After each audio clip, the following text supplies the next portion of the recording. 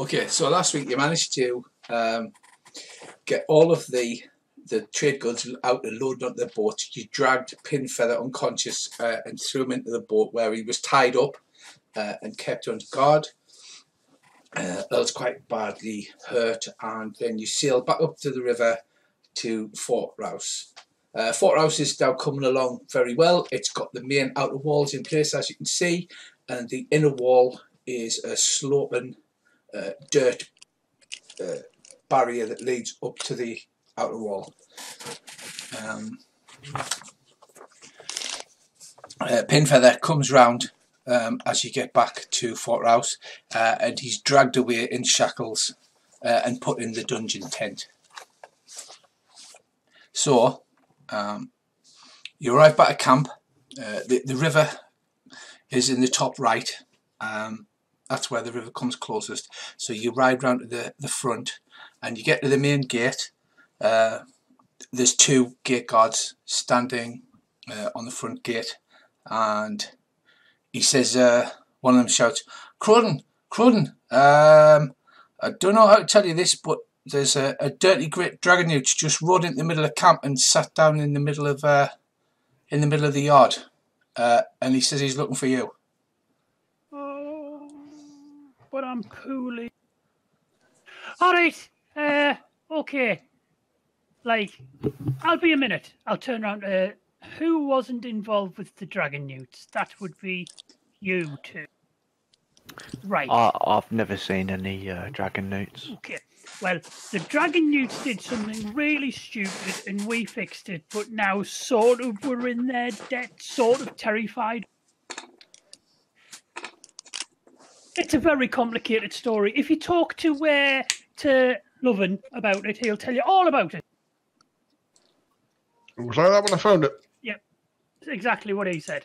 But I need to get fixed up, so we'll best go and see what the big feckin' newt wants and talk to Point. Right, you go in through the main gate. The dragon newt is sort of sat in this area here. He's just kneeling. It is Speak of the Beasts. You recognise him because he's had his weird surgery. They've seen a few dragon newts before. Recent. There's some pictures in the actual art book if you need to have a look. I know what they look like. This one, he's got bones and tendons coming out through his skin. And his jaw has been cut and reshaped. His lips have been cut and sewed so that his whole bottom jaw looks like as if it's some kind of cybernetic jaw made out of bone and tissue. And this apparently enables him to speak trade talk. Well, it looks like an ugly fucker to me. Certainly does. When he sees you all approaching through the gates, he stands up. His giant demi-bird is standing next to him. It's sort of like evilly looking at the horses. The horses are kind of looking sideways at it. Sorry, the zebras are looking sideways at it, and they're like shuffling away from it. Speaker says, Nest Brothers, I have travelled far. Hello, speakers. Well to meet you. How you doing? He says, I am well. I have travelled. How's everybody? I have travelled far to bring word from the Inhuman King. It is his right action that he has passed sentence upon you. Oh. Well, he was a lovely lad, Tim, anyway, so I'm sure it's like, you know, probation or maybe pardon. Pardons are great. Everyone likes pardons. Do you like pardons? I think pardons are the best way to go with this sort. He says, yes, it is your humour. I see this. He says, I am learning your customs. So it is.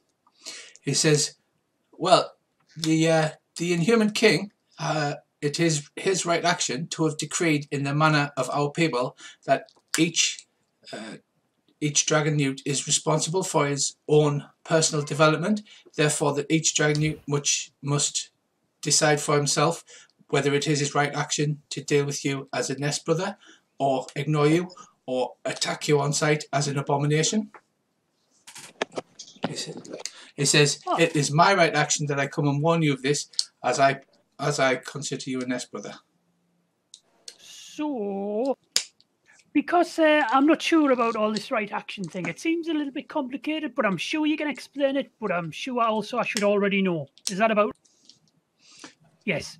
So, are you trying to tell me that basically any other dragon you can meet might either try to walk away from me, befriend me, or eat? Yes, that is your right action to say that. Good. Good. Okay. Sounds like you're in big doo-doo. It's not just Earl, it's Earl and Bracy and Andy. You were the three that touched the pillow, weren't you, and got the... Oh, and Reese. Sorry, Ryan. Yes, Ryan. Yeah. So it's you I'm four. here. You're there, Ryan. Hiya. It's you four that seem to have this weird... No, Andy wasn't there. Andy wasn't there. Andy was there. He touched the pillar. He was. Because we met Andy. Oh, yeah. If you remember, you tied a rope to him and threw him across a channel. I remember now. That did not go well. Who let him draw on the map, by the way? Just don't even go there. I've already had to stop the recording once and restart. Go on. I seem to remember we were only trying to help those dragon youths.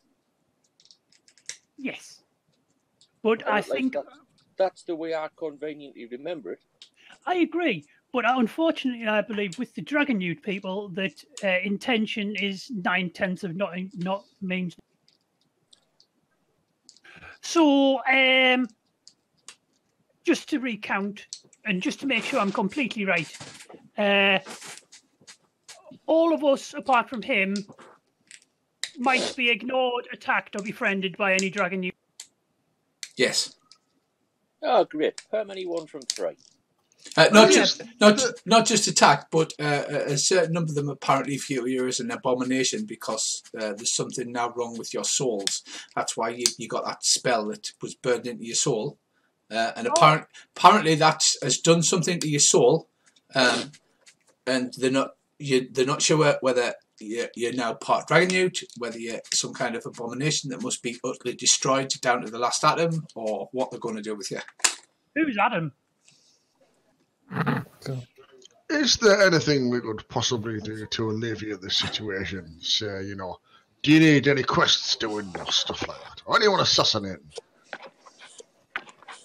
He says, Nest Brother, it is not this kind of statement I wish to make. It was just my right action to inform you that this was the judgment of the Inhuman King. Now that you are part of the draconic life cycle, it is up to your individual decisions that decides how well your soul develops this life and forward into the next life. This sounds... Mr. Dragon Youth, how am I going to get treated hanging around with these guys? Guilt by association is a better. Well, probably Earl will grab you and go, I stand behind him. But other than that... wow! I had thought of that. Unfortunately, in Glorantha, most people are just people. That'd be nasty people, that'd be nice people. The Dragon Youths in the past have sided with humans. In wars, they've also sided against them and wiped them out. Nobody can really understand how or why.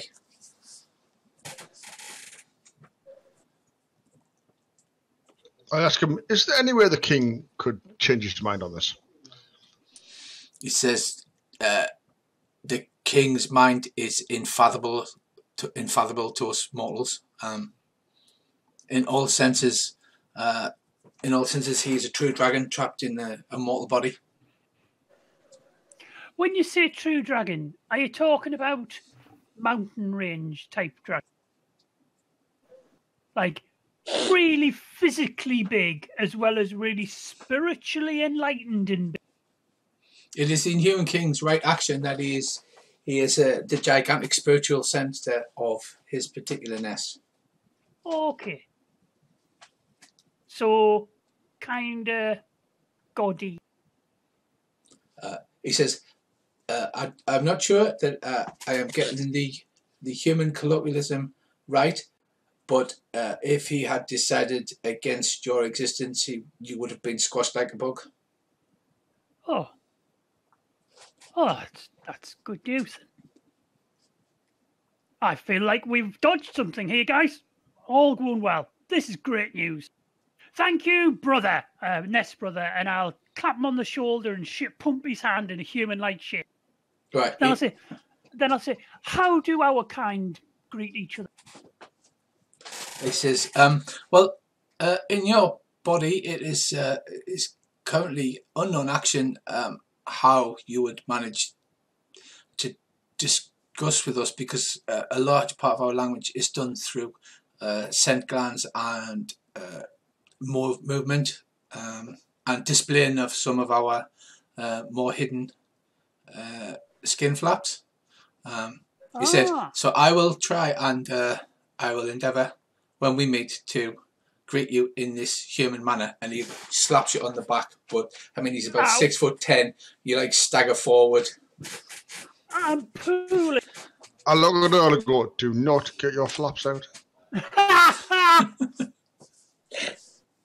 He says, well, I must depart. I have other business that I must perform on behalf of my nest. Thank you, brother. We will bear witness to your words and uphold the thoughts of the inhuman king. So he jumps up on his demi-bird and he waves in a slightly robot-y kind of way, not knowing exactly what he seems to be doing, and then departs. I'll wait until he's way out of earshot, and then I'll wait a bit longer and go, what the hell was that? Telling me, asking me. Right. Everybody inside the fort walls is looking at you. Like, everybody's like, what the absolute shit has just gone on now? Oh, there's going to be questions. I hate questions. Right, okay. Plan. I'll stick my head next to Love and go, right, people are going to ask you questions. Talk shit to them until nobody knows what the fuck. Or they may subscribe to the Earl method of dealing with dragon newts. Do not mention them and don't ask about them. Stay away from them. Yeah, don't even recognise them. And then suddenly become one of them, Rich. Suddenly become one.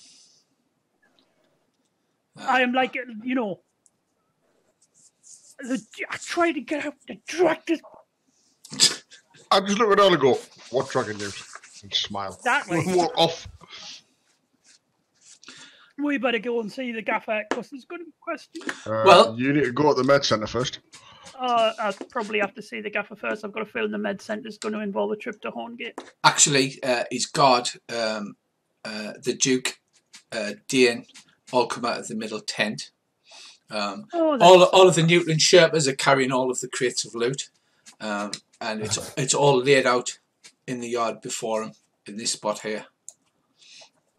Is the big chest there? Yes, the big chest's there. Awesome! I can't wait. We'll stand either side of it, holding it, ready to open it when we can show that you've got the facts. Like I said, Pinfeather is dragged off past you, barely conscious, in chains, off to the jail tent, and placed under guard. And then the Duke calls for you all to stand outside of his large tent. His pavilion. His pavilion, yes. He says, I'll have to, one of you will have to help us because I'm so weak. I'll help. So wounded. You are such a wimp. It breaks me on every level. His his skin looks almost translucent. He looks gaunt. He's like cheekbones are drawn in. He's got black under his eyes. He don't look well at all. The Duke says, please step forward, my mercenaries, and recant the mission details that you've been on. We don't need to roleplay all this out. Do you want to hide a thing from him, or do you tell him everything? I will tell him everything, especially the bit about the right, but I will have to add a little bit. Right. I'll let him step forward and embellish because I have food. Right. My lord, I'll run through everything that happened, and then I'll get the bit about pin feather. You know, we recovered some stuff. You probably want to inspect it. Blah blah blah. And many in Apple Lane, the bandit pin feather and his men attacked the good priest. What's his name again? Gringle, and did try to rob him, and we were hired to defend him, and we took ransom from some of his ones who fell upon our mercy, but he escaped into the night, and I vowed to track him down and catch him, and now he has been tracked down, but he would not claim ransom and tried to fight to the death and seemed quite angry at me, but my God showed me his path and I followed it to him. He says, but we have spent much rune power, and my health is diminished by my encounter with. He says, you do not look well, Cronin. Other than that, are you telling them everything? Are you handing in all of the loot? Are you trying to hide any of the hand loot? it all in. Nope. Din's a Chumacti. You'll have detect lie on it, I guess. Well, so I'm well, not doing Din's anything dodgy. Yeah, Din's standing there, obviously Not overseeing all lying this. to the Chumacti. That's in the list. Right, the priest's with him, Din's with him, and he's on a guard. They sort through the loot, which I have added into the fat loot chart. I've got something really interesting to show you. The ducks had obviously waylaid a shipment that was from Governor Cyril the Short. Some of his wife's accoutrements. Would you like me to show you them, sir? Please do. I will open the chest and start producing large amounts of rubberized sex. This is an ancient world. Most of them are carved from wood, believe it or not. Although Sculptures. A few of them, they're obviously of dwarven manufacturer, kind of made from mechanical. Are there any cynical iron? And mechanical. No, Is there any iron ones? Is there any iron? No, because that would be an awesome mate. I can just see you stick them on your helmet and nutting people at this. Right. These appear to be That's worth an ask. Those things that people use when they want to have babies. Right, he flushes fertility. Fertility symbols of an elder. He flushes kind of red. Behind him, you actually see Dane like start to snigger a little bit. I'll try to put one inside of McLovin's ear. While I'm standing with one in each hand, showing them off, I'll keep edging it towards his ear. He's like, it's like, gentlemen, please, and his cheeks are flushing red. I'll pull the pair out that I tied together ropes and whack Earl in the back of the head gently. I'm in there. I'm already wounded. It's like he's absolutely horrified by this. He's a bit of a learner prude. What they are. They're cautious. Yes, cautious. They are cautious. Close to cautious. Dane coughs behind him and waves his hand in front of his throat in the knock it off, lads kind of way. I'll stop. I'll try to look all innocent as though I've only just understood that they're actually weapons. In a manner of speaking. He says, right, as agreed from our agreement regarding the loot, any of the, if you want to open the fat loot handout in your book, it's got everything in. Any of the weapons or shields or anything like that, the armor, you can take for personal use. So if you need a broadsword, like if you're a human that keeps throwing away his broadswords. Jeweled eye patch, that's mine. The jeweled eye patch is what proves that he has to send off to the governor to prove that the bandits have been dealt with. If you remember, the eye patch and the head from the bandit proves that he was the leader. Looks like our duck sorted out for Gil. Right. Yep. Now, I worked out how the loot share actually works.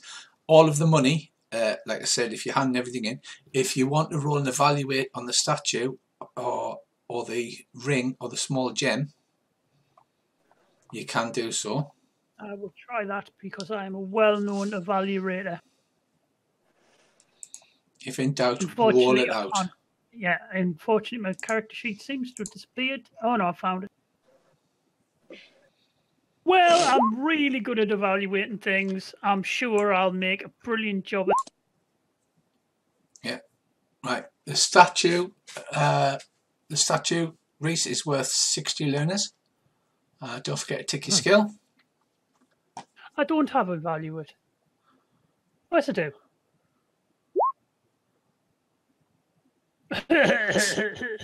It's worth 1 million lunars.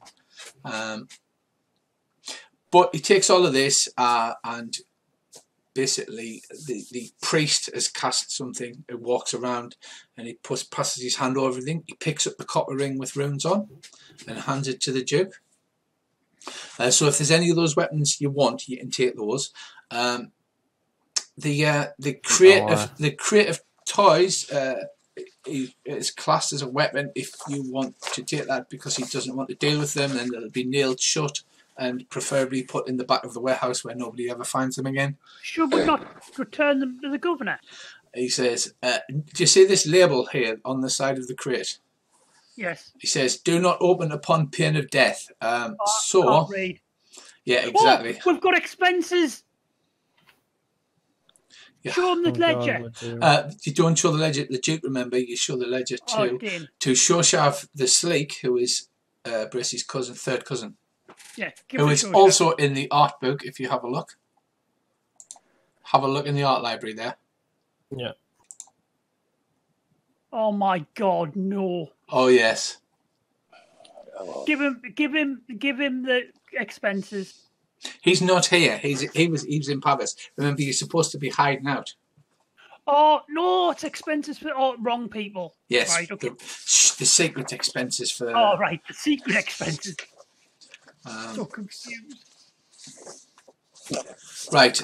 So if you take whatever you like, then he says, Rualan, please step forward. Oh God.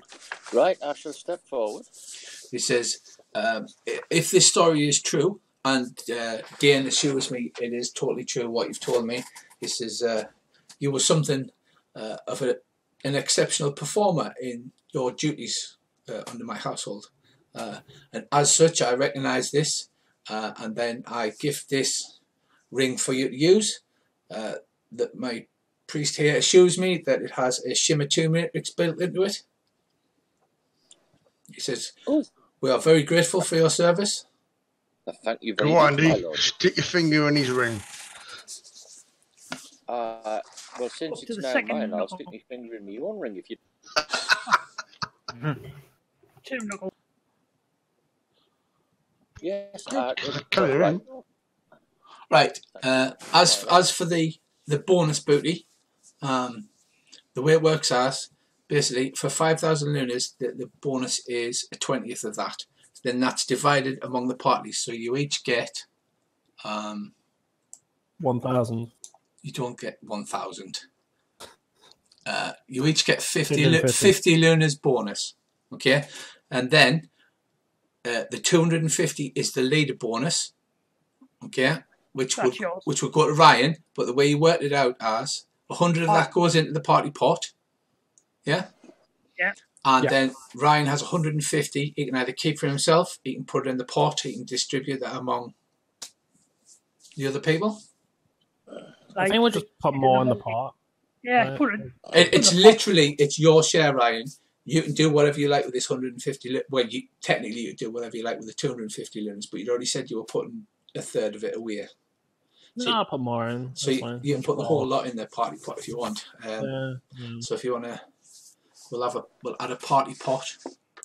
I've got one somewhere. How much is this small statue of a Ceres worth? Would you like to evaluate? I will try. I'm bad though. Didn't we say it was like 60 or 90 lunar? sure someone did say. Yes, it was Chris that succeeded on his evaluate roll. The statue was worth 60 Luna. You didn't evaluate the small gem if you want to have a roll on that. I'll try that. And I'm just doing that to throw you some freebie skill increase rolls. Oh my god, I can evaluate. Wow, me too. Wow, some second story gentleman you are, Bracy, with only a 18% value. I can go into the houses and I take everything, but I don't know what it's worth. It's like, just grab everything, go sack, just stuff it all in. Precious, precious, precious, precious, precious. Yes, the small statue of Viserys is 60 lunas. The small gem's also worth 60 lunas. So I worked out roughly your split will be 50 lunas each bonus and 250 in the pot. So that's what you get making humanity the leader, because he's always dead honest with it. I don't mind him being dead honest. We're not in this with them, all we are mercenaries. I don't know if you wanted a suit of the duck-sized waterproof leather armour, Andy, because that always comes in handy. You've got better armour than that, but it's obviously not designed for swimming in. Yes, I will take a suit of that. And just out of curiosity, what do I write down about? About the ring? Yeah. Put down copper ring with shimmer 2 matrix in. Right. Okay. It's basically exactly like having a spell, except you don't need to know the spell. So you put 2 magic points into that, and it casts shimmer on you. You become all blurry and indistinct, and it's 5% harder to hit per point. So you can put 1 point in and cast shimmer 1, or 2 points for shimmer 2, and it basically makes you harder to hit. It's very good. Rich? Yeah? In RuneQuest, is a thrown knife different to a thrown dagger? It's the same skill, thrown dagger skill. Okay, I've got thrown daggers in my pocket, but there's obviously thrown knives in the fallow, so it's the same skill. You know, a thrown knife, it's like leaf bladed, so it's like balanced further back so you can throw it. Yeah, cool. Okay. But it's just effectively a dagger. I think you should take a spare sword.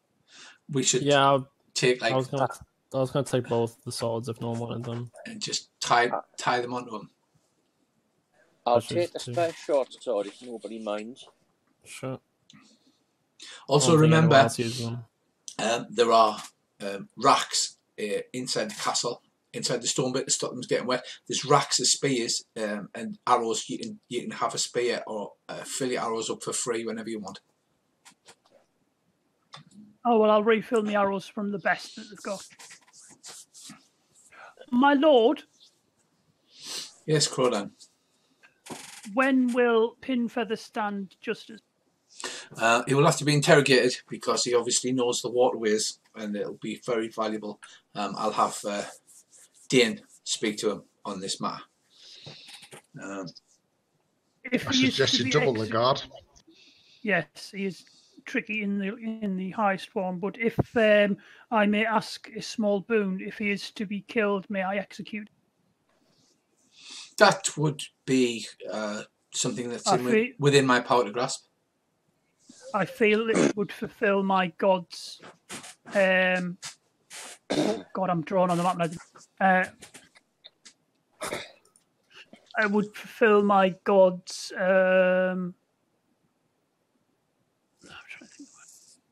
It would be fitting since my god aided me in tracking. Yeah, he says that's within my power to grant. I'll make sure that you'll be the one that executes him. He says, right, I'm retiring to my pavilion. He says, Crodan, I will need to speak to you privately inside. Okay. So he turns yes, up. my lord. He goes inside. He has obviously just his bodyguards inside there. You know, it's like you've seen the big Roman tents with the thing. It's like one of those. He says, Crodan, right, you've been struck by the wraith. So far, I'm extremely happy with you and your mercenaries. You've served me well. He says, I understand that you're going to need to go to Horngate to the Chandler Arroy Temple. He says, that's fortuitous, actually, as I was going to send your group there anyway. I need them to meet a merchant to pick up a package for me. He says, however, because of your service, we all know, he says, looking sarcastically, we all know healing is completely free. He says, however, I would like you to take this and donate it to the temple, the Chalnaroy Temple in Horngate. He hands you a silver trade stick and it's got a stamp, the ducal stamp in, for half your ransom, the value, and that's basically how much it's going to cost for you to have a healed body. So Thank you, my lord. I am most humble. So he's paying that. May I see the prisoner before? And would you mind not executing till I return? I promise you he will not be executed until you return, sir. He says, if you could call in the rest of your comrades now. Lads, Gaffer wants to see. Oh, come on, George.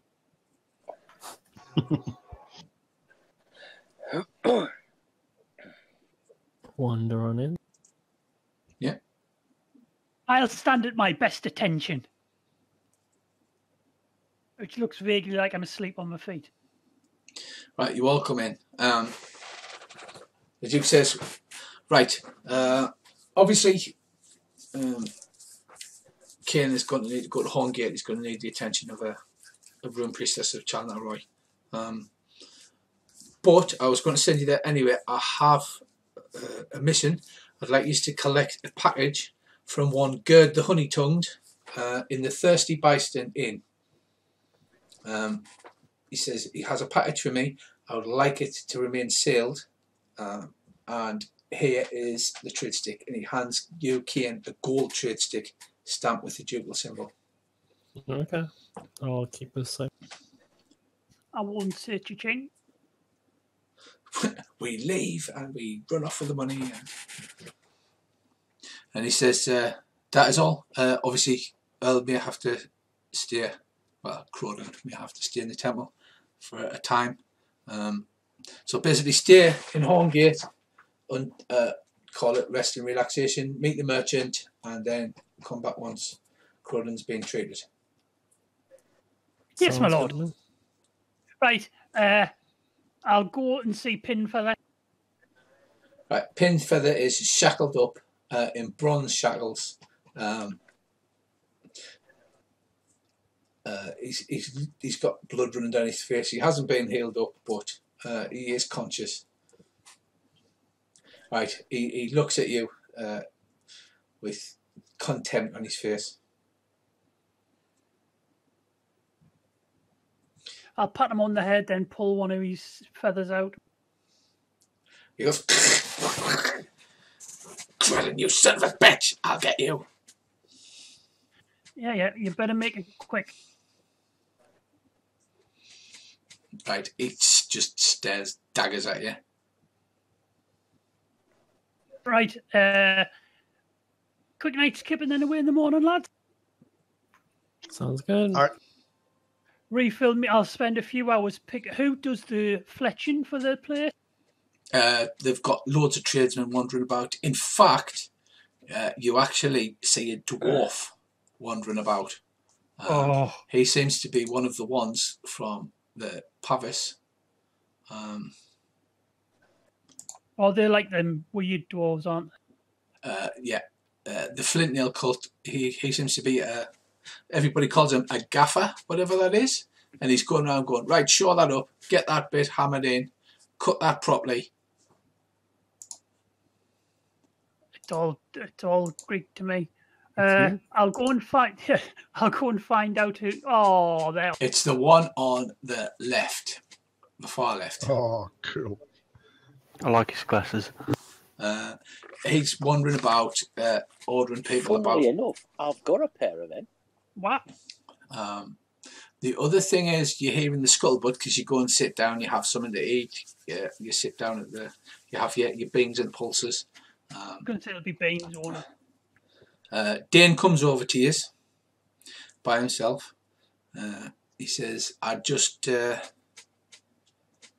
appreciate everything you're doing for the Duke. You know that Dane's a really good personal friend of the Duke's. He's not just, he's like number one in command. He says, I appreciate everything you're doing for him. So I'm going to give you a little tip. He says, no dildos. good. He cracks a smile at that. He's like, hey, he's my friend, but he's a bit of a prude, you know what I mean? Yeah. He says, Gerd the Honey-Tongued runs a side business in magic punch storage crystals.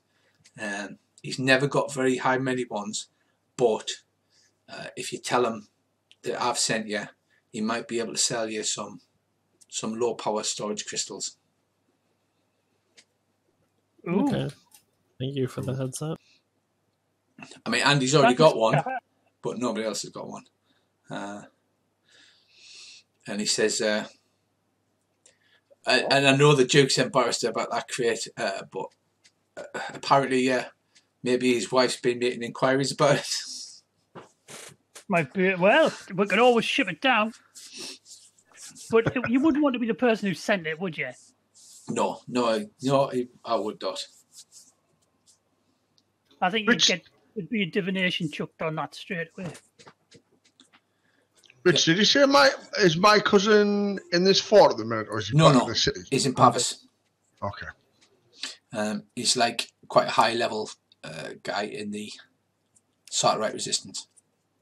Yeah, that's what I was I want to speak to him when we get back, just to find out about this place we're supposed to be meeting.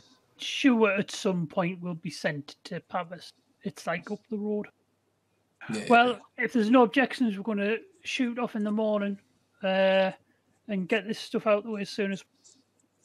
While you sit around the campfire, you have your evening meal. I want to find the Fletcher. Yeah. Shove him 5 lunars and say your best arrows always end up in my 5 lunars in his hand. Say, I'll sort you out. I'll keep you the best ones.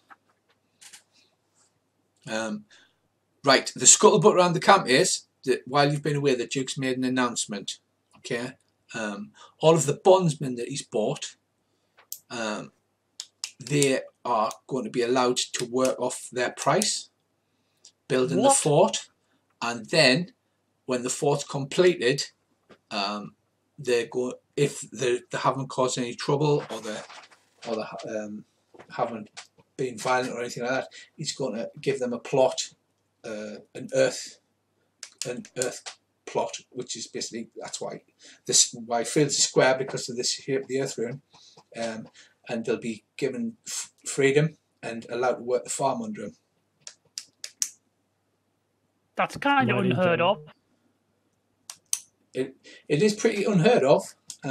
This is a frontier place like Bonanza, and although there are some settlers coming, it does mean that you assume he could get a whole bunch of farmers working for him and paying rent, very loyal, because obviously they're getting their freedom, but it's not something you normally hear of nobles doing.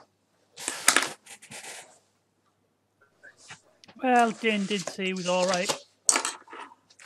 Do you hate learners just that little bit less, or do we need to lower you? No. I don't know. It sounded to me like... You know, the way I'm thinking about it is the Lunars aren't going to like this guy, are they? At which point, the enemy of the enemy is my friend. They've literally sent him into the arsehole of the universe. They couldn't send him further away. That could be why. Corflu, but no one deserves Corflu. Corflu's awful. It's in a swamp, and there are giant mosquitoes. When I say giant, the size of dogs. Yeah, I like Corflu. We had fun there. You rammed a boat into a giant, and then swamped it with a sea monster. That sounds magnificent. It was funny. We digress.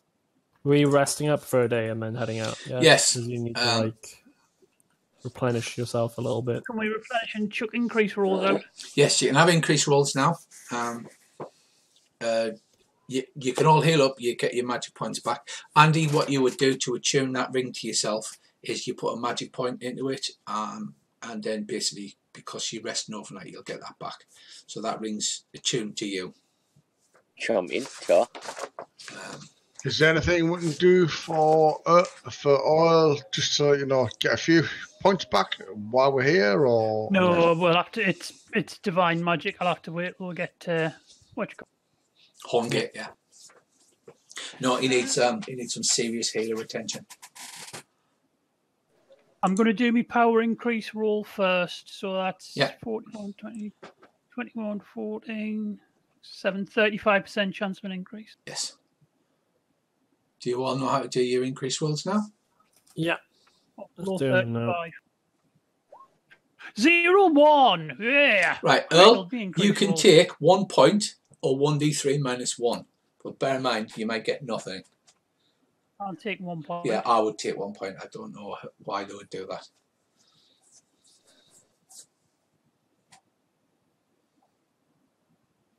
Did anybody else have a power increase roll? 29 success. 14 and 21, 7 difference, 35, right? Yeah. That's how it works. Yeah. Yeah, I've got a power ticked. Yeah, so what you do is you subtract your current power from maximum, which is 21, and then times it by 5, and that's what you've got to roll under. I failed me evaluate increase roll rate. Did you not get a bonus? Because remember, you have to add your category bonus. It's bonus plus 5. Oh. And it's got 15 skill. Okay. Oh, no, wait, no. That is 10. I've got to beat it, so I'm up. Right, so hang on. Yeah, so Andy, you can take 1 power, or you can take 1d3 minus 1. But the smart money says take the 1. Because you might get 0. You always take the 1. I've seen so many fails, and it's so sad. And then people are just devastated, though, just crying. And remember, with your skills, you want to fail them. The power, do we just need to roll one of these runes beside it, or I've got to do a special roll?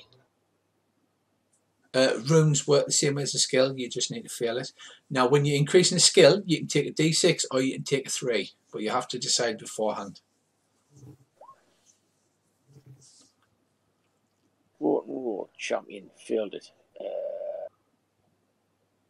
If I you didn't get many skill increases. I'll take the 3. I'll take the 3. No, that's a horrible fail. Yeah, but you want to fail it, don't you? Yes. That was the power roll. Ah. Right. Champion. It's pretty hard to fail at 6%, like. Yes, right, I shall try a d6's worth. 1. Yeah, see, always take the 3. Remember what Ryan said? Yeah. Nah, add D6 skills, take 1 with power inside it. Basically because I'm risky there. Yeah, Reese, have you ever done... Have I done what? Have you done skill increases before? Yeah, but I can't remember anything about them. Right. The ones that you have ticked, which means you've succeeded at them, you need to roll them, but you need to fail them. And if you fail them... So I just failed that one. Yeah, if I fail at what? You can take 3% or you can take 1d6%. That makes no sense to me. Right, so you failed it, so that means it goes up. So you can either increase it by 3 or you can roll 1d6 and increase it by that. I'll increase it by 3, that's fine. Bollocks.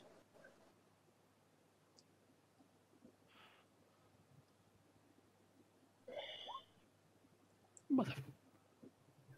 Any more? Yes, there's a 1. About. Remember, if your skill's less than 75% and you fail it, you increase it by 1% because that's a Richie rule. And if you're less than 75 but you succeed, 1d3? 1d6 or 3. 1d6 or 3.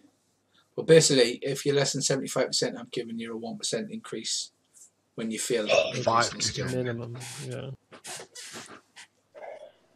That's mine done. Yeah, Now to mine's write done. home about, but you know, jobs are good.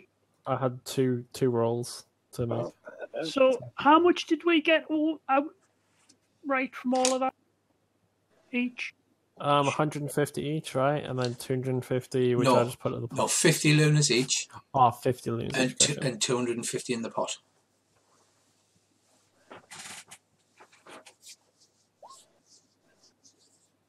Ah, shit.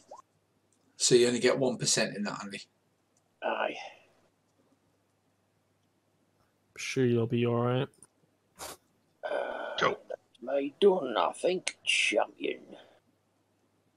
Champion, yes, that's the lot. I think. Let's just check. Let's just check. Do believe that is indeed. Sorry, keep. How much if you feel? If it's 70, if it's less than 75%, you get 1%. Yeah. What? Sorry, you cut out there. What? If it's less than 75%, you gain 1%. Okay, come. It's a little bit more accelerated than normal Runequest rules, but it kind of punishes you getting your skill increases. Alright, Reese, have you done all of your rolls, or do you have any more to do? No, I've only had the one. Right, you must have had more than that. No. No. You need to sing more. That's what it is.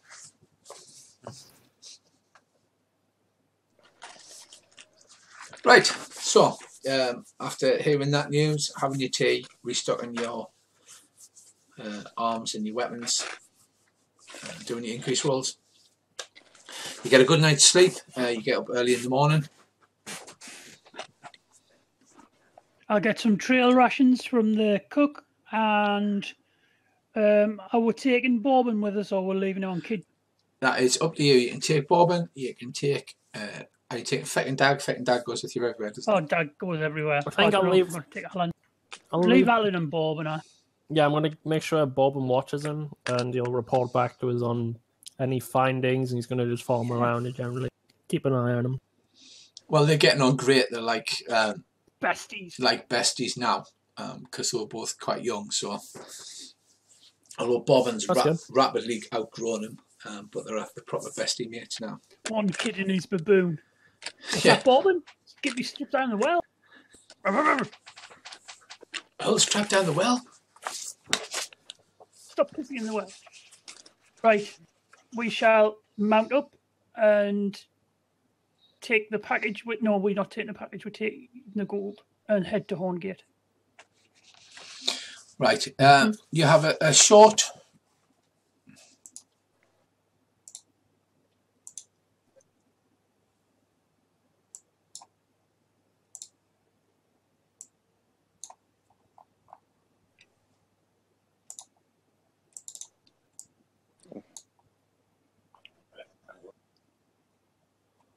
Right, it's a short jaunt to Horngate. You managed to get there for once without any problems, with no murders.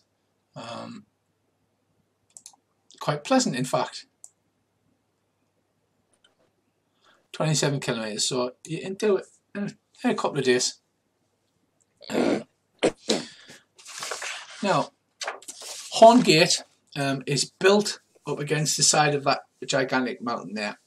It's a massive white-walled oasis and a shrine to the Prax barbarian peoples. It's built on the edge of Yisko's mountain, and there are actually two enormous gates built into the side of the mountain. There's an outer city, and apparently there's a city that goes for miles underneath the mountain, but it's been sealed off. Apparently it's haunted, and many spirits and undead things live there. The gates that were sealing that off used to be made of gigantic horns. It was a gift from the god Waha, which is one of the local gods, but apparently somebody stole them years ago, and there's only like mounts where they would have stood. The horns are bigger than you could reach around with your arms, and the whole gate was nearby those. The Duke has given you some dried meats because it's some kind of weird religious thing you don't understand. There are representatives of all of the different tribes of prax, but they grow dates and grapes and things like that, but they're not allowed to farm meat inside the confines of the city, which is a very weird thing for a Praxian tribeman to do. So when you pull up to the gate, you've been given a load of salted meat as like a gift, you know, as what you would use to pay. Whereas no, you pay normally to go in a city, you're being given a bunch of meat as a gift. Right. Alright lads, how's yourselves? We've come bearing meat and we're looking to see the temple. He says, all right there fellas, it's very grateful we are that you bring your offerings. Oh, it's not a thing.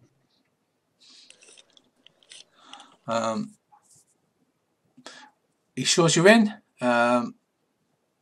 The gate guard show you in. It has year-round water, so from underneath the mountain there's some kind of underground lake where they can get water. The soil's pretty good quality because they can irrigate it, which again makes it unusual. The residents of Horngate are mostly mixed stock, including many blue-eyed people alien to the Praxian nomads. They live in the conical huts of dried mud and palm frond thatch within the walls. They grow herbs, dates, grain and grapes. Although the actual nomads themselves seem to be some kind of ruling class. The others, the bondsmen, do all the work in the fields, and they just sit back. For Praxians, they look a little overweight, which is unusual. But other than that, it's a nice city. There's a full temple to Chalnor Roy there. There's also several temples to all gods. And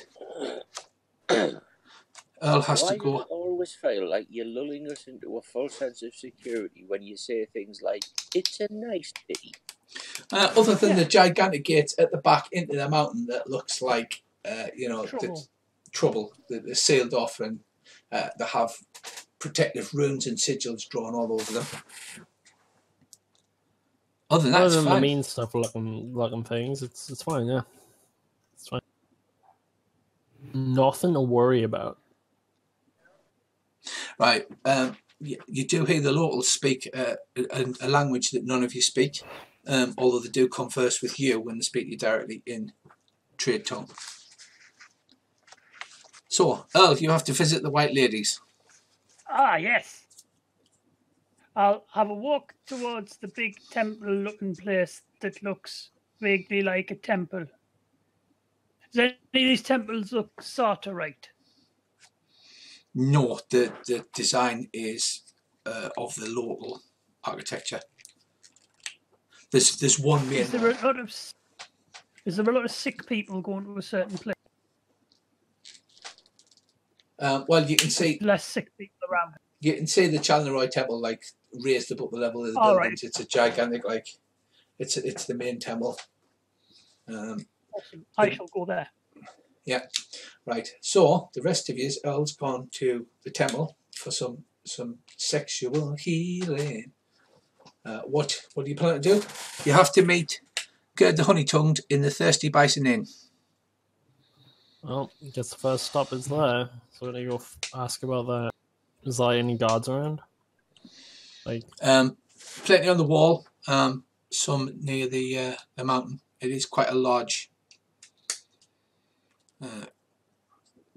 oasis, to be honest. But there's plenty of people you can talk to. Mm-hmm. You can tell the difference. There's like the bondsmen who are the foreigners, and then the pure Praxian nomads who wander around like they own the place because they do, basically. Okay, I'll I don't know, head over to guard. Evening, strangers. Greetings. I need to, require where the what was it called? It was the something bison, thirsty bison, was.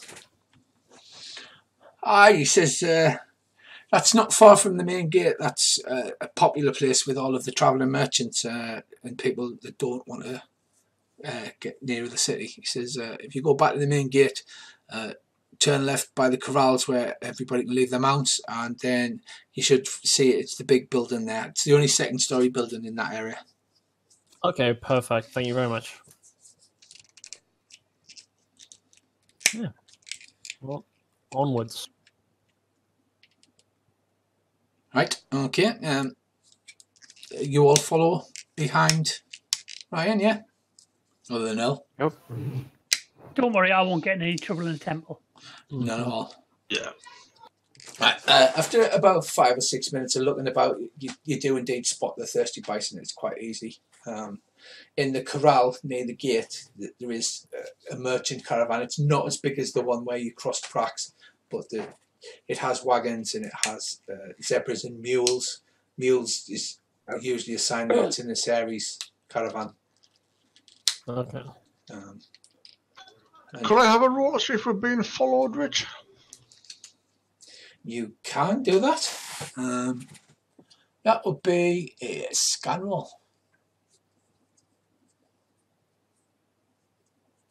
No, we're all right. No, you're absolutely fine.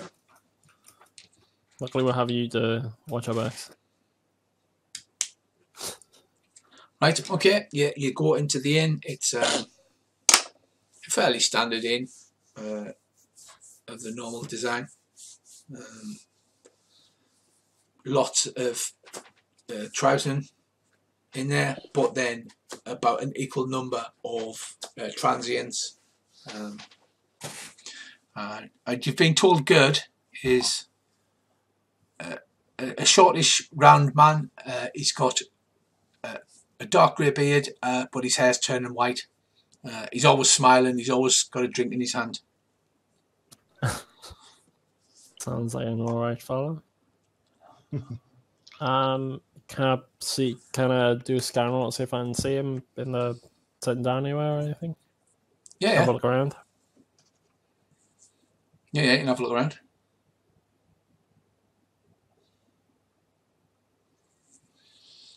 You don't see him, but there is like the barkeep there behind the bar.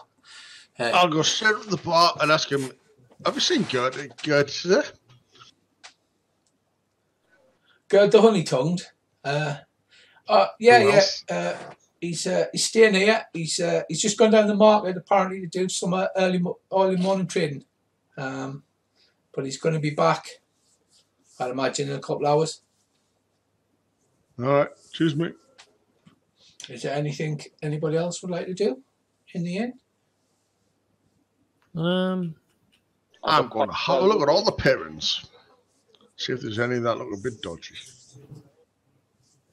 I think I'll stay there as well, and perhaps play a few songs, and keep an eye out in this instance he's staying here, see if there's anything suspicious going on. Yeah. I mean, we can always just wait for him to finish his business, and when he comes here, we'll talk to him. Right. Okay. Rush. You can give me you pull your loot out. You give it a bit of a twang in the corner. You can give us a plain roll. Oh dear. God. Oh dear.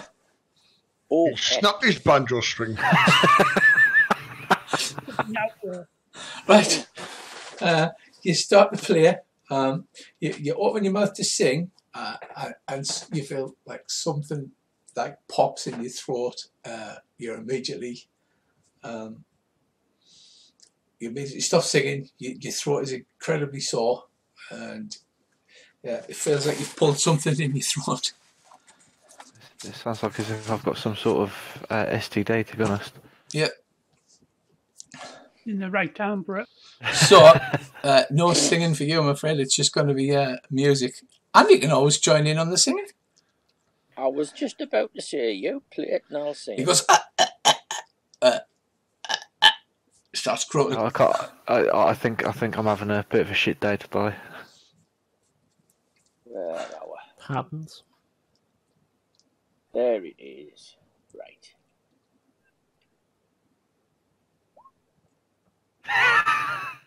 Oh, God.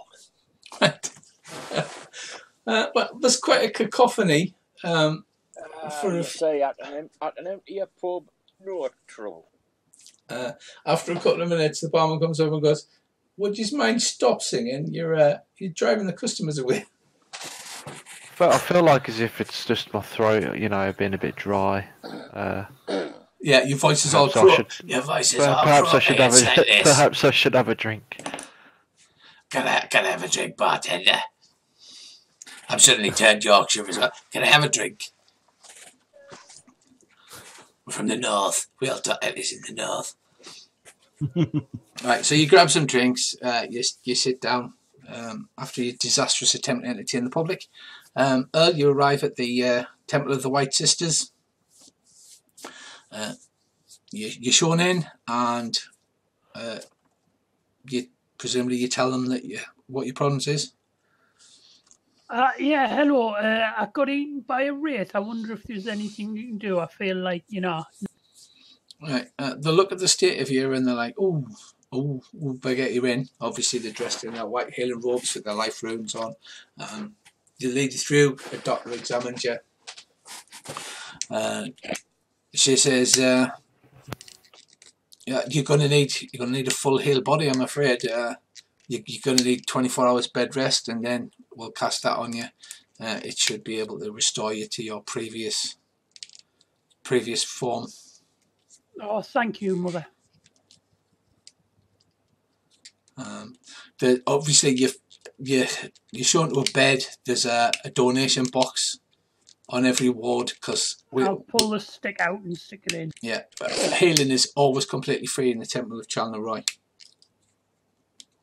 Right, so they're showing you to a simple pallet, and basically they say, I'll strip down my text and lie strip down. down to your cracks. Can you put this robe on? They give you a robe with a bare arse, and basically Is this like a ceremonial thing? it's a ceremonial robe, yes. So you got to strip down to this robe. Is this like a storm panting thing so the inner wind can get out? Kind of, yeah, she says. Clever. So you basically you're there for a little while until the appropriate room priest is available. She comes round, she puts you into trance with a healed body, and you're basically knocked out while the inner spirits that caused all of the damage are driven from your body and back into the spirit plane. Right, back at the inn. After an hour or so, you do see this gentleman come in wearing blue clothes, carrying a quarterstaff, and he is quite rotund. He's got a big smile on his face, a dark grey beard and white hair. Seems to fit the bill. Dick jokes. He's not a duck. Yeah, I had I know, but we do have one, so I can make them by proxy. But yeah, head on over.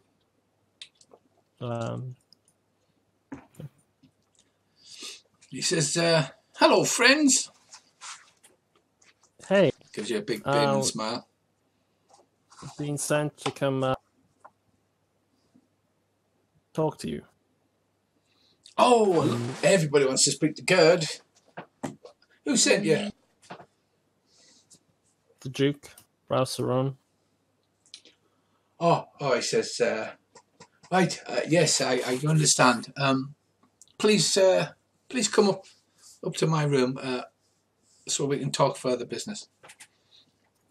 Okay.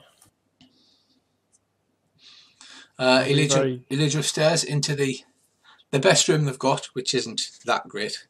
And he says, yes, the Duke's special package. Yes.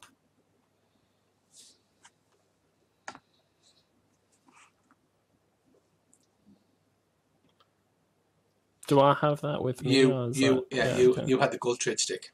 Yeah, I'll unveil it. Unveil it like it was a morning erection. Look at that. Hey, a lot of gold.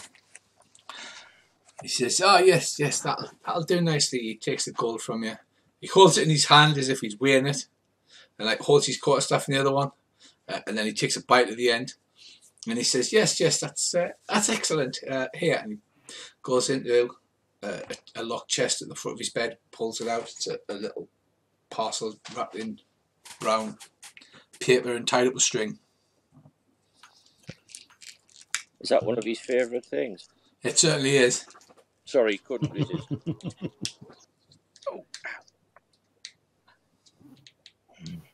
Yep, thank you. I wonder how Grand's again. Is that it? You don't need to see him anymore? Not that I know of him. Are you sure there wasn't anything you wanted to buy off him? Ah, yeah, you did the magic storage stuff, didn't you? I was told that you might have some magical items that would increase the I don't know, the length our magic points would take us. Or magic storage. Oh, he says possibly. Those are very rare to come by, though. Yeah, but for rare things, you pay a lot of money for it. Of course, we wouldn't be asking if you didn't come highly recommended. By Duke, what's his name? Duke, what's his name? By Dane. Dane had said, if you tell him. Okay, well, yeah, by Dane. He says, oh, Dane. He says, yes. He says, obviously, the big ones are very expensive. But he says, I do have some of the smaller types. The little chips, magical crystals are the blood of the gods that was shed during the gods' war. The blood fell to the ground and turned into crystals. So you are literally, when you buy a magic crystal or you recover a magic crystal, are holding a piece of the god's body in your hands. So what he's got is, he's got some small shards. Obviously, a crystal works like anything else. The bigger it is, the more it holds. So he's got some small shards, 200 lunas a point, and he's got some 3 and 4 point crystals if you wanted to buy them. I mean, I wouldn't mind taking a 4.1 one. It's like, he pulls this little case open, and he's got like little shards of crystals. They're only tiny, but they obviously do the job. Has anybody got a detect magic? The monkey that isn't with us. No. He says, guaranteed genuine. Friends of Dane's a friend of mine. So you cast detect magic, and it causes it to glow to everybody, so you can see all the crystals are genuine. Okay. I trust you. So you would like a 4.1? Hang on. Yes. Can I give a fast talk roll to basically try and get the price down as well? Like, busy mates with Dan. No, but you can try a bargain roll. But Okay. they tend to be very good at bargain. Yeah, this is going to go well. Nope. It's worth a try. He says, friends, normally, he said, I would have fleeced you, I would have taken the boots off your feet. He went, but for a friend of Dane's, I won't charge you any extra. He says, the 250, I've dropped them to 200 just for you. Yeah, I'll happily take a 4.1 for 800. That's how much it is, right? 200 for each point. Yeah. Yeah, go on then. I'll do the same.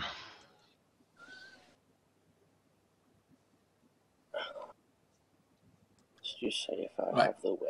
You, Andy, you already have a one that you inherited from your father, which I believe is a 10 or an 11.1. You can own more than one, but you can only attune one at a time. So basically, you could fill both up and then use all the ones out of one, but then it would take some time to swap over to the second one. Well, I think if I already have a 10.1, I'll not be greedy. Reese, are you interested in a magic point crystal? It means that when you cast, you use it literally like a battery. Yeah, sure, I'll buy one. He's got 3 and 4.1s. If you want one, it's just a small crystal. You can put it in your pocket. You can make it into a pendant. Often they're fashioned into the hilts of weapons, whatever you want. I'll have a 4.1. Do a Captain Jack one where it hangs on a strand of hair around from you. Whatever you like. Right, I'll have the 4.1. Are you going to pick one up for poor Earl? I'll pop in and see him later, don't worry. Don't forget me! So Earl comes running in his medical gown, turns around, his horse cheeks are hanging out. We'll know where to stick on that one. Right, so actually you hadn't made any arrangements with Earl, so are you just going to hang on or have a wander along the temple? We'll bimble around the temple then, take the piss. Right. Good. Says thank you so much for your custom. I look forward to providing you with what you need the next time we see you. I'm sure we will have more money than. He rubs his hand together and gives you a big smile. He goes, I like it when people have more money. Of course you do. Right. So I want to go buy a bunch of grapes before we go to see Earl. Oh, Race, sorry, I forgot. You fumble, so you can tick your sing because you're going to have an experience roll for fumbling as well. Cool. Because you know what terrible sounds are. Yeah, don't do that again. Right, so you plan on going to see Earl. Yeah, anybody have anything different? This is basically the big city of this area, so you've got access to Redsmith, you've got access to, although a lot of armour and things is made with bone and hide and sinew. Any general shops that you want access to, if you want to buy rope and things like that, you can buy it here. So if there's anything you want, just give us a shout. I do in RuneQuest. Rope. Oh, sorry. Go on, mate. I need more rope, basically, because I used the last one when we were there, and I think it was tied and all that stuff. I probably would just want to get. I don't know how much that costs. Is that in like the one of the player's handbook things you put out? The length, no, but we'll just note it down and I'll work the cost out for you. Notice how much you want. There's certainly somebody here who can weave rope, so you can buy a replacement. Yeah, I just want to get a nice quality 60-meter rope. Right. Okay, I'll work that out for you. Right, sorry, Brissy, go ahead. What were you saying? Is it in RuneQuest? Is there anything like like the micro crossbow stuff like that? Like not exactly hide up your sleeve, but you can tuck behind your shoulder blades and stuff like that. No, there's nothing that small. Crossbows were invented by the dwarves, and like I said, they were sold to the humans. So they're the big type where you put your foot in and you draw it. Or rarely there is a repeating crossbow. It's that. No, that's fine, mate. I was just wondering. Pinnacle of dwarf technology it is. Right. Okay. Reese, Andy, is there anything you want to get while you're here, or anything you want to see? Do you want to see the dancing girls? Do you want to visit the stables? No? I'm good. I'll just nurse my throat. I think I'm pretty much set. I don't seem to have a lot of cash, and I seem to have most of the bits of kit I need. So no, I'm all right. Thank you very much. Okay, no bother. Right, you wander around there. The Challeroy Temple is the big temple in the area. It's the major healing temple for many miles around, so it's big and obvious. Its walls are made of gleaming white stone. The initiates wander around, they all wear long white dresses. And you wander up to the front, and then Nisha comes out to greet you and pulls her hand together and bows and says, "Hello there. How can the House of the White Sisters help you?" My friend was who came in here with a condition put on him by a wraith. Is he still here by chance? Ah, yes. One of the sisters is attending to him. Unfortunately, he's going to be in a trance for an entire day. Okay. So his spirit is very badly hurt, and he needs his whole body healing. Is there any chance he could pass a message on to him once he awakes from his slumber? Of course, yes, of course. Could you get him to meet us at the... What was it again? The thingy Thirsty Inn? The Thirsty Bison Inn. Yes, that's it. The Thirsty Bison Inn. That'd be great if you could do that. She says, "Of course, certainly." You notice that there's a donation box either side of the temple doors. We've got that thingy to donate, haven't we? The gold bar thing. No, Earl was given a silver bar to donate for his healing. So basically the jigs paid for that. What was the gold bar then? The gold bar was for the package which Khaine has, which is the small round package Okay. tied up in string. It's a few of his favourite things. Right, so they'll pass the message on to Earl. Earl's currently going in and out of consciousness, fighting spirits, and attempting to heal his body. So you've got an evening. Do you have anything that you would like to do? Not really. I haven't really got anything to accomplish. I don't think we should get wasted.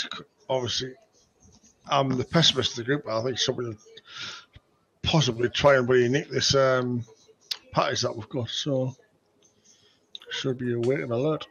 Well, personally, I think we should maybe find an inn, possibly a different inn, get ourselves a room and barricade ourselves in it till the morning. Sounds good. I mean, why a different inn? So nobody knows where we are who might be wanting to nick the Because if package. anybody, exactly. If anybody's going to be up to something, they're going to expect us back at the Thirsty Bison Inn. But no, I understand that, but I mean, you could then go even further and say they could just follow us to the next. You know, Richie, how big is this package? Would it be easy to buy another, random box or whatever and make it look like this box that we've got?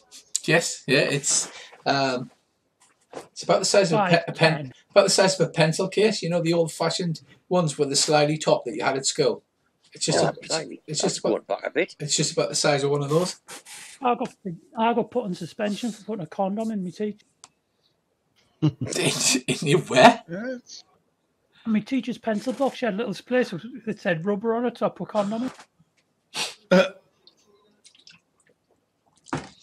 It's always handy to have a decoy.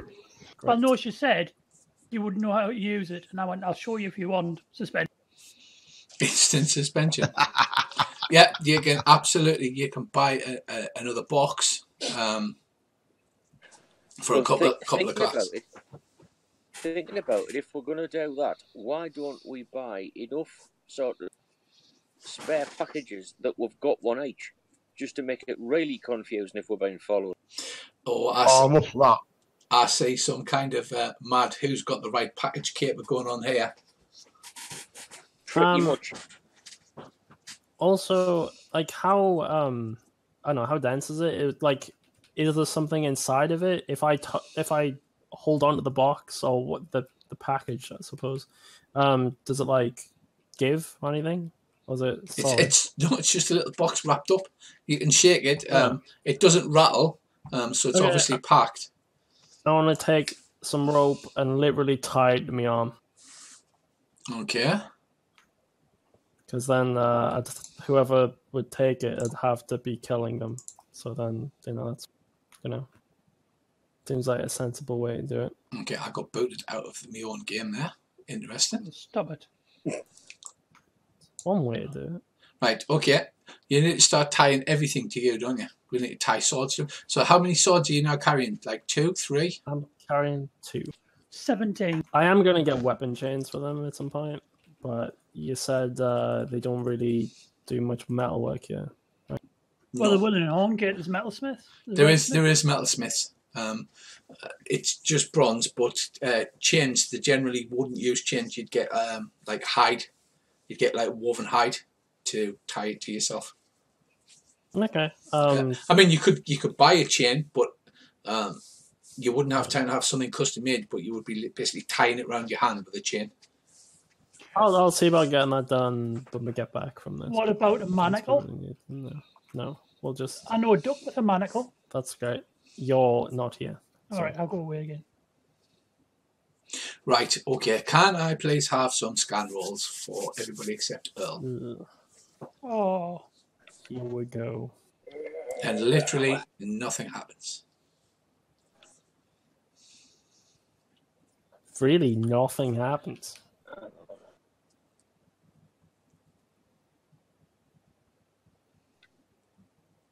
I'm still nursing my throat. Nice one, Andy. Right, Andy, you're walking as a group between down a fairly quiet street because you're looking about for an inn. Between two houses, it's not quite an alley; it's wider than that. You see at the last second, some guy reaching out and grabs McLovin, and you just spot him. Right, I shall spin round on me heel, point in his general direction, and yell "Thief" at the top of my voice. That's the way to do it, I suppose. Has he stole an entire McLovin? Well, I mean, you're stealing something. He's quite correct. I mean, it is a bit big of a something. But I'm because sure I figure I need the rest of the party to look that way as well, and I just need one word so they'll look round, and once they're all looking, then I can say he's got McLovin. Right, Bracy, you are grabbed by the arm by surprise and dragged round the side of this house here. Let's see who we have with us. We have Krish. We have not Croden. Rualan. Yes. Who saw him? So you're there. And we're looking for Khaine. you, Khaine. Right, so you're just casually walking along, and Bracy's grabbed and dragged into this bit alleyway. Under you can see some big hulking men. How many big hulking men? It looks like you can see 3. Right. Holding koshers, wearing leather armour. They've grabbed all the Bracy and dragged them in. So I'm going to pop a little. Can you ask them kindly if they can wait to do this till tomorrow? Because I'm unwell. It's very unsport. I suppose I could play down. Sure, he's super useful. I'm sure he's not with you, isn't he? So I don't know. Is they allowed over there? Yeah. Right, so Bracy, you're grabbed by the arm, dragged into the thing. There's 3 big Stratton blocks there. Can we have some initiatives, please? Of course. Yes. Oh, hold on. Please stop rolling. I didn't reset it from last time. Remove all turns. Yes. Right, now you can roll. This is going to sound stupid. Where's initiative again? Click on your token, and then it'll be on the bar at the top that comes up. Oh, that's right. Yes, sorry. Yes. It took me a second to remember that. Initiative. There it is.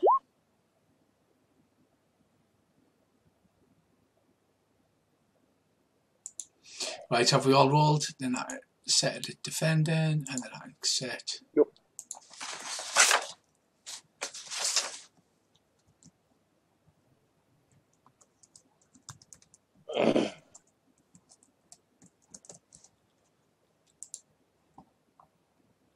Right, there we go. Right, so you hear them say in lower parish slang, that's the guy there, grab him. So you heard somebody further back say that, and Bracey's being dragged into the alley. Okay, chase after him, but I want to First of all, we have Llewellyn.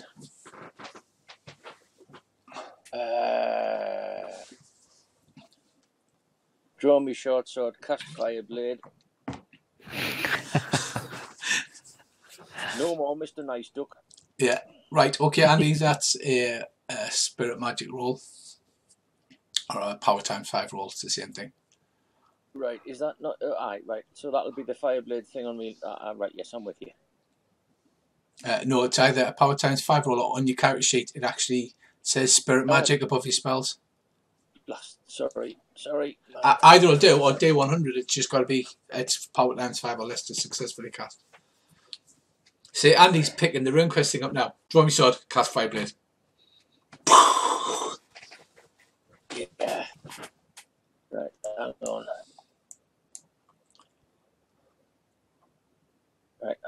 Right, well, you rolled an 18 on that, so we'll just assume that that's your Fireblade one.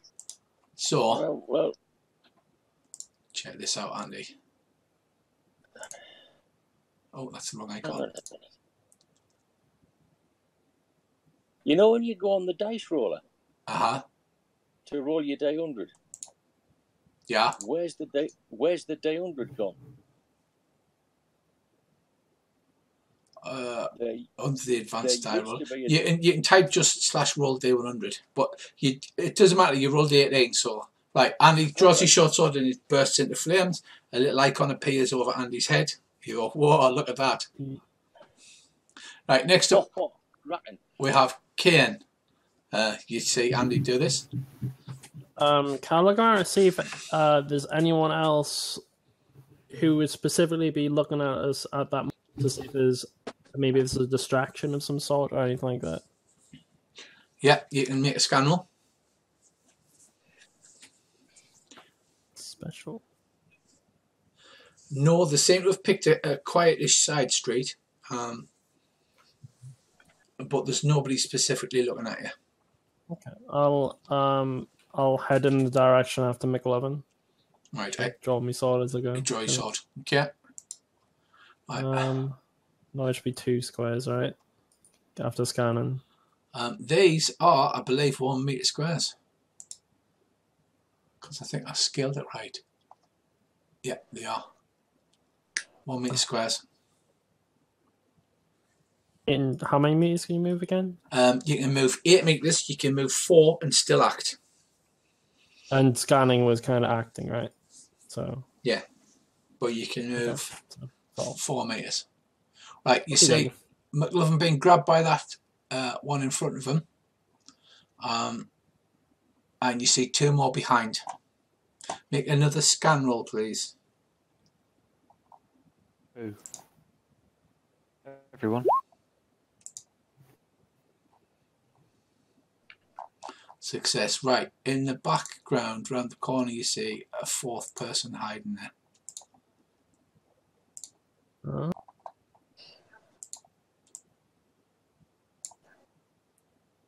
Hiding around the corner. Okay. Right, next up we have Krish. I'm going to take out my broadsword and go charge after everyone else. Like that. Right, okay. It is wide enough that you can squeeze past people if you want to get further in. I don't know how far I can move. Is it 2? Which means I'm on top of someone else. Yeah, that's okay. Just move it to the side so we know where you are. Like, yeah. So you move down.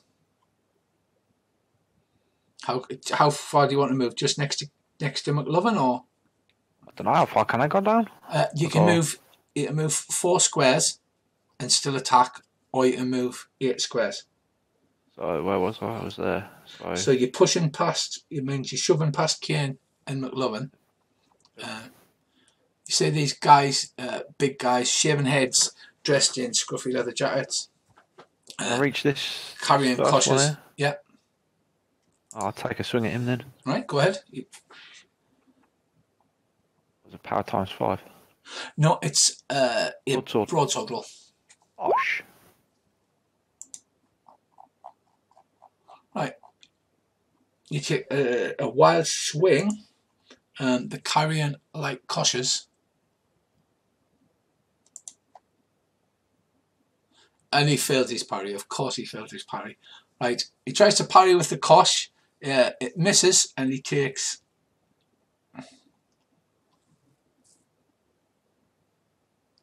a really bad swing on the leg.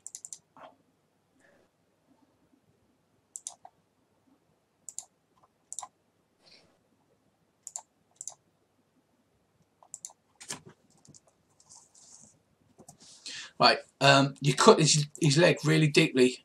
He staggers to one side, but holding on to McLovin's keeping him up. Right, okay. And it's his turn. He goes, "Ah, you bastard!" And he goes to punch you.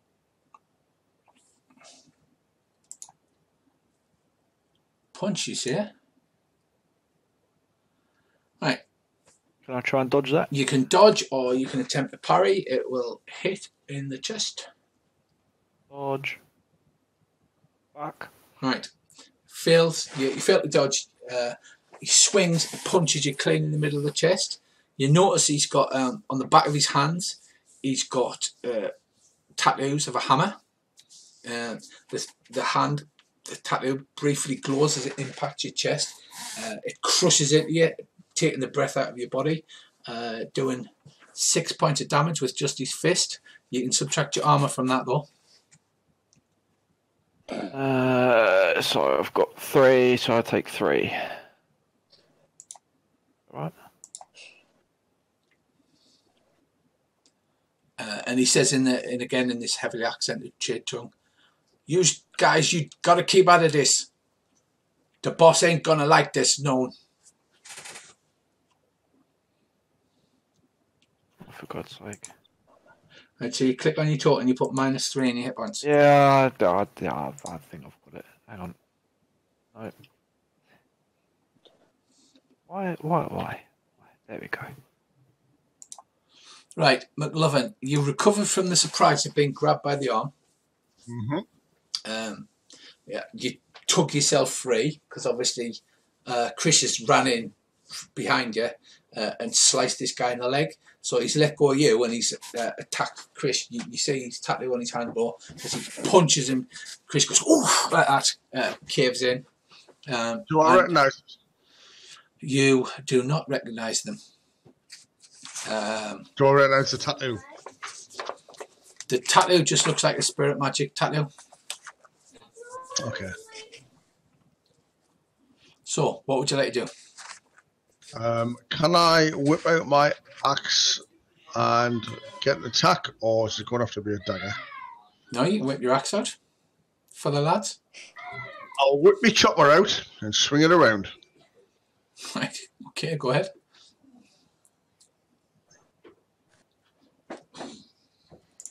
Oh, actually hit something. Right, you didn't. You rolled that in your character sheet, didn't you? Yeah. Yeah, you roll on the first sheet on the main halfway down where it's got all your weapons. But you do hit, so you need to roll your damage. Now, so go to your main character sheet instead of skills. Yeah, go to main, scroll down under dodge. You've got all your weapons listed. That's where it's got all the modifiers and stuff. So just hit your axe again because you have hit. Oh, hang on. The only thing under my... No, there's nothing under my... Oh, yeah, I want to write down. Hang on. Yes, but no, but yes, but no, but yes. Right, so you hit him in the head. And you'll do your D6 plus 2 plus damage modifier.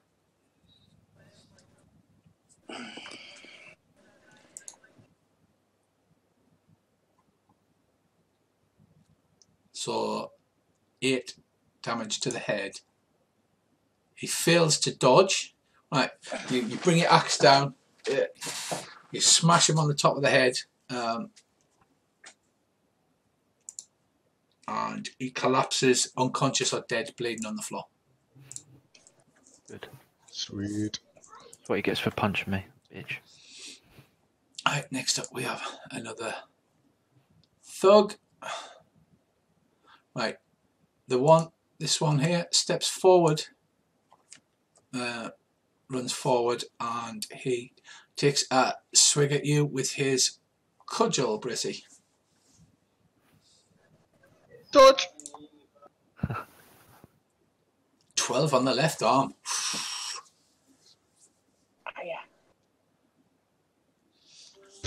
Right, Brissy just grins at him and just sidesteps as this blow that would have broken a normal man's arm just swishes to the air. Brissy is exactly where the weapon is not, just like Sun Tzu said. Right, Andy, you are up against Right, I shall charge forward and wait a minute, I'll just hit him. That thug there. I shall swing my fire blade at him. Now, that's going to be fire blade as opposed to short sword, isn't it? that's Fireblade, yes. Yeah. Cross your fingers. There you go. Ouch. 9 in the head. Right, he attempts to dodge. Right, at the last second he sees your blade swishing towards his head and he goes ah and throws himself backwards and it whistles by the front of his nose, just missing him. You leave a dirty, like, sooty mark across his face where you've just missed him. Shit. Right, Khaine, sir. Okay. And is there enough space for me to move past the people? Yes. Okay. Trying to see the health bars on the stuff. So the one on Ramen is still full. I'll try and kind of move past McLovin to attack the thug that's on Rualan. You can. You can, but if you miss, then there's a chance you'll hit them. But you'll be fine. It's getting kind of close quarters because McLovin's standing there. Rualan is dodging in and out of his legs, stabbing wildly at this thug. I might try and head for the one at the back, actually. Like, head further, maybe. Right, so there's a thug here. Are you going to head towards that one? Yeah, I'll head towards that one. I won't be able to attack this turn, right? Because it's... I don't know. Yeah, because it's 4 and act. Yeah. Yeah, so I'll swing at the thug.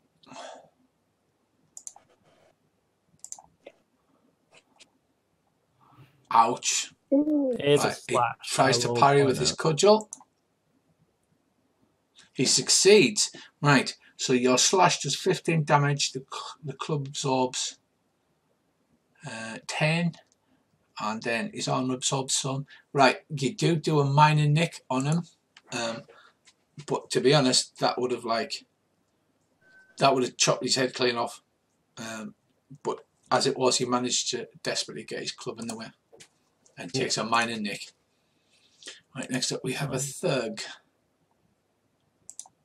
Right, he takes a swing at you with his club, trying to pay you back for almost taking his head clean off.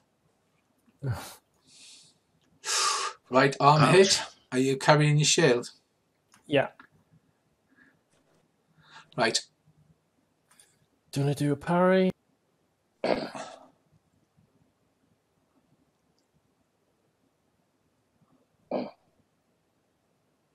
Special parry. Special parry against a special success. Right, you easily get your shield in the way. they're only carrying light maces, cudgel kind of things. They're not carrying heavy mace, so it just bounces off. It doesn't even take a chip out of your shield. Nice. Next we have Krish. Right, Krish, you were reeling from that punch, but then Andy has took down the one that you were fighting. That's him there, unconscious on the floor or dead. You're not sure which yet. Hang on, we need some nice icons. Boom.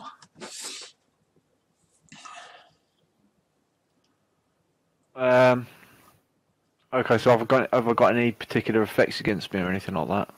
No, you just took some damage. You took a surprising amount of damage considering it was with just a punch attack. A bare fist. I'm a flimsy pansy, so you know. I'm gonna roll down here and then take another swing at this guy. That guy, yeah. No problem. He is going to attempt to dodge. We are naughty. And he fails to dodge. Right, that's 12 damage to the left arm. That's quite bad. It disables his left arm. Chop his arm off. Not quite, but it does disable his left arm, and he takes.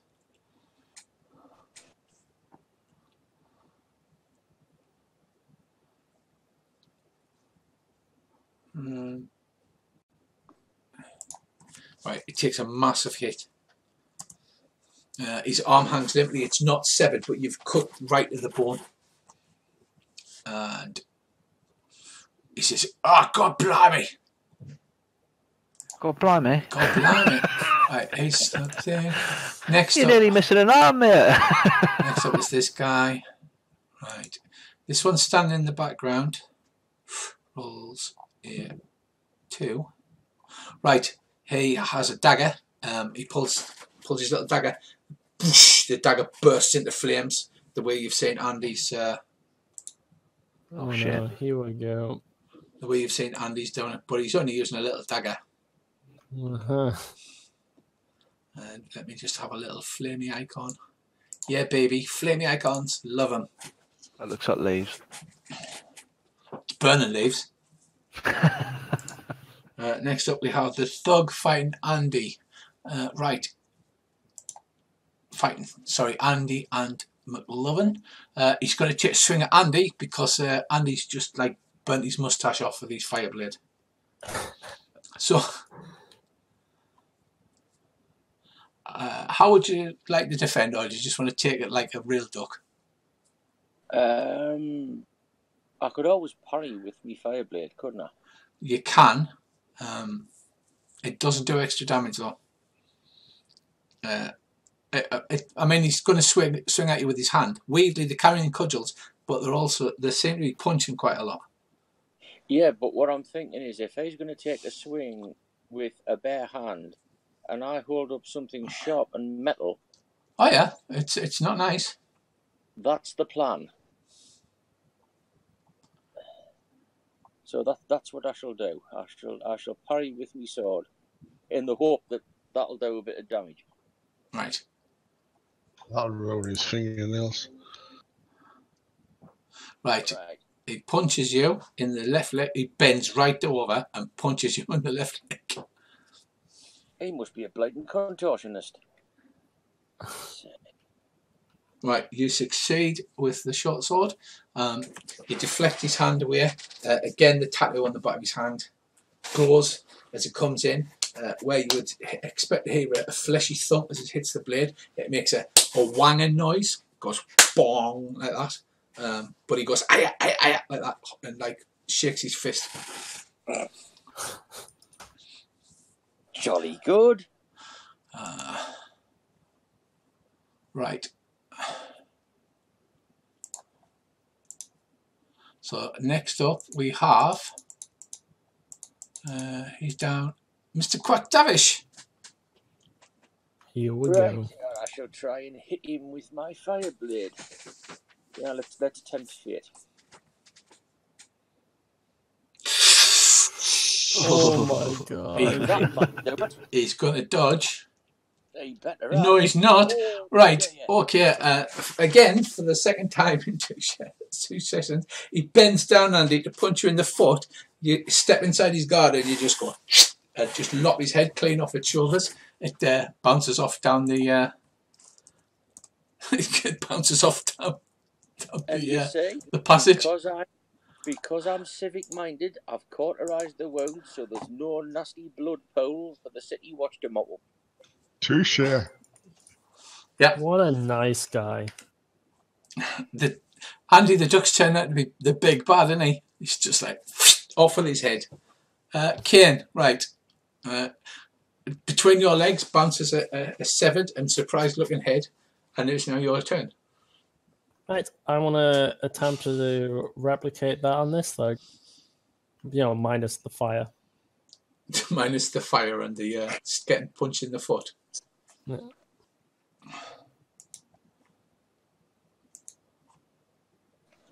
Right, he successfully dodges. You take a swing, left, right, but he sidesteps to the left and the right, dodges it quite easily. Okay. Almost cockily. Next up we have Fag, which is him. Right, he is going to try and punch you, Khaine. How rude. That is rather rude. And he fails. Not as rude as I thought it was going to be. That's fine. He can be rude. Chris, you're up again, sir. Oh, I'm just going to take a swing at this guy. I've disabled his arm. Yep. Right, he attempts to dodge. He's going to dodge me. He's already dodged Khaine, so he's at minus 20% to dodge. But he succeeds. he's gone all Matrix style, so he dodges left and right on Khaine, and then he takes a swing from the left, and then he jerks himself backwards and whips himself out of the way. And at what point I hurt him right in the knackers. Right, and delete him because he's unconscious. Right, this guy steps out. He's going to go for me, no doubt. Yeah, you're the closest, unfortunately. I was debating running away, but I thought I'd try and finish this guy off before I did. Stabs at you with his dagger. Oh, can I dodge this? Ooh, dodge. Ooh, ouch. Hiya. Oh, fuck. Oh, shit. Right, you attempt to dodge. The dagger cuts into your leg. It's something vital gets hit. You subtract your armour from that. Not even how much? So it's going to be, what's he attack me with, 16? Right, how much armour have you got? 3. 3, right, so it's 13, but you can only take double the hits in a location. You've normally got 19 hit points, so you've got 7 in the leg. Right, so you're okay. It doesn't take your leg off. It disables your leg extremely badly. It definitely messes it up when you take 13 damage. Ugh. Yeah, buddy. Right, there's a howl of pain. That wasn't even a special success or anything. Chris' legs gives out from under him and he collapses to the floor. And I'm basically dead. Next up, McLovin. I'll hit the nearest one to us. Right, hopefully the one that's attacking Chris. He's the one that's right at the back. So you'd have to shove past Khaine and then past another one to get to him. Okay, I'll just attack the closest one. Right, so you move forward, you shove Khaine out of the way. You could actually you can cast Hail on Chris if you want instead of attacking. Can I? Oh, right. It's touch, so you're like literally next to him, so you can touch him and cast Hail. Okay. Oh well. Okay. I'll do that then. So I didn't realise I was close enough to do that. Yeah. Okay. I'll cast Hail on him. I'll save my buddy. Right. So on your character sheet, halfway down on the right hand side, it should have Spirit Magic just above where your spells are listed. Yep.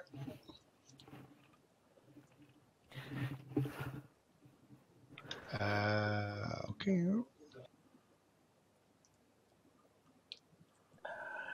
Yeah. So knock your magic points down. What do you cast on him? How many points? Heal 3. Right. So you knock your magic points down 3.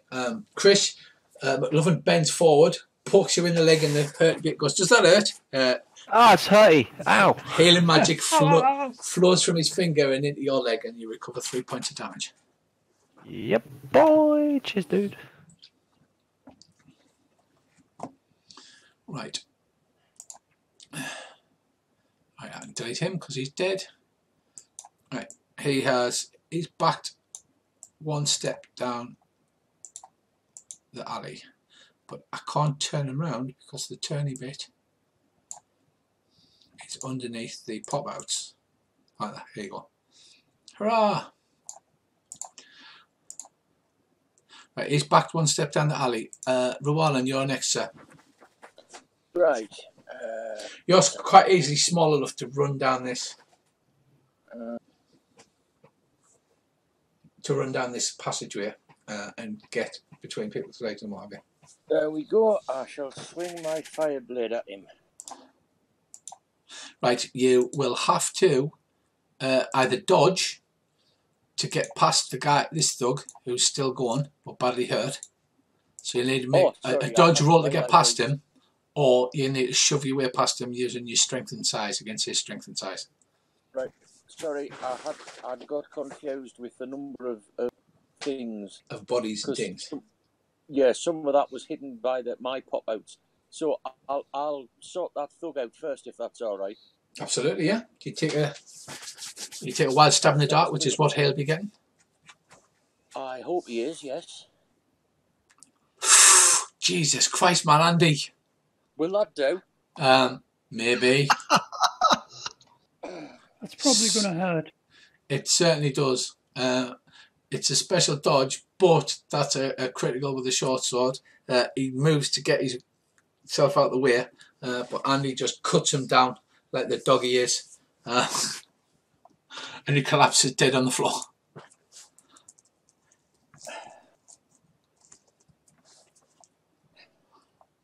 Right, leaving this guy with the eye patch and the flamey dagger. Yes. Next up we have Khaine.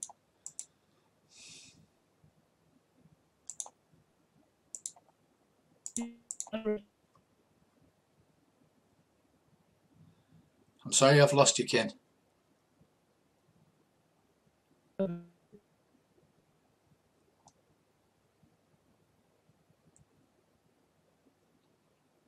Yeah, you've gone all Dalek. Am I Dalek to anybody else? I can hear me, but you're breaking up. Yeah, my voice can't. Oh, it's back to green. It went red. No, it's back green, yeah. Yeah, okay. Sorry, Khaine, try again. Yeah, that's it. Yeah. Okay. Okay, so I'm gonna. The one in front of me is now corpseified, right? Well, I guess move on to the one at the back. He's dead. One's decapitated. One's got his leg hacked off. The one at the front is on the floor. You're not sure if he's dead or unconscious. The other two are definitely dead because Andy's just running around chopping limbs off left, right, and centre. And that guy at the bottom is the one with the flame blade on. Yes. Yeah. He's taking a stance, a knowledgeable fighting stance. Well, I want to take a knowledgeable swing.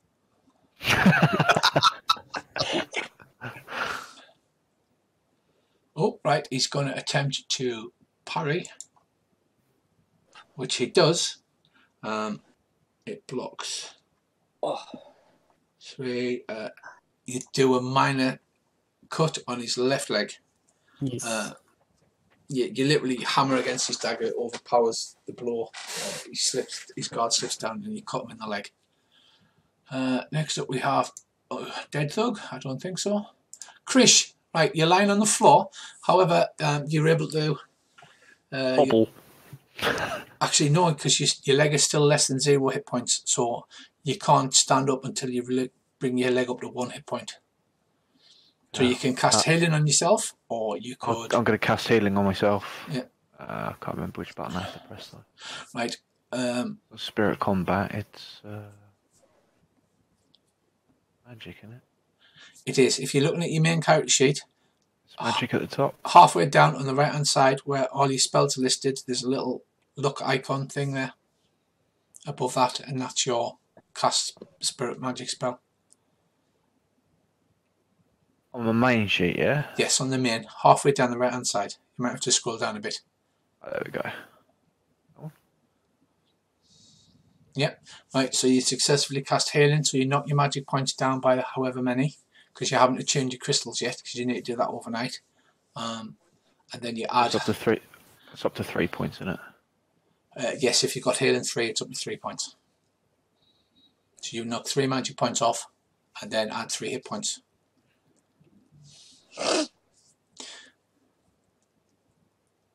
Right, McLovin. There's quite a lot of bodies now in the way of this. Khaine's engaged with this thug who's wielding the flaming dagger. There's blades whirling about left, right, and centre. You see flashes of fire in between. What's the state of Chris's leg at the minute? What hit points is on? Can you stand yet? Have you getting it back to 1 hit point or not? I haven't got a clue. Right, on your character, on the little paper doll, which is the thing at the top. Yep, the thing I can't change anything on for some reason. I'm just going to check your character sheet and see why.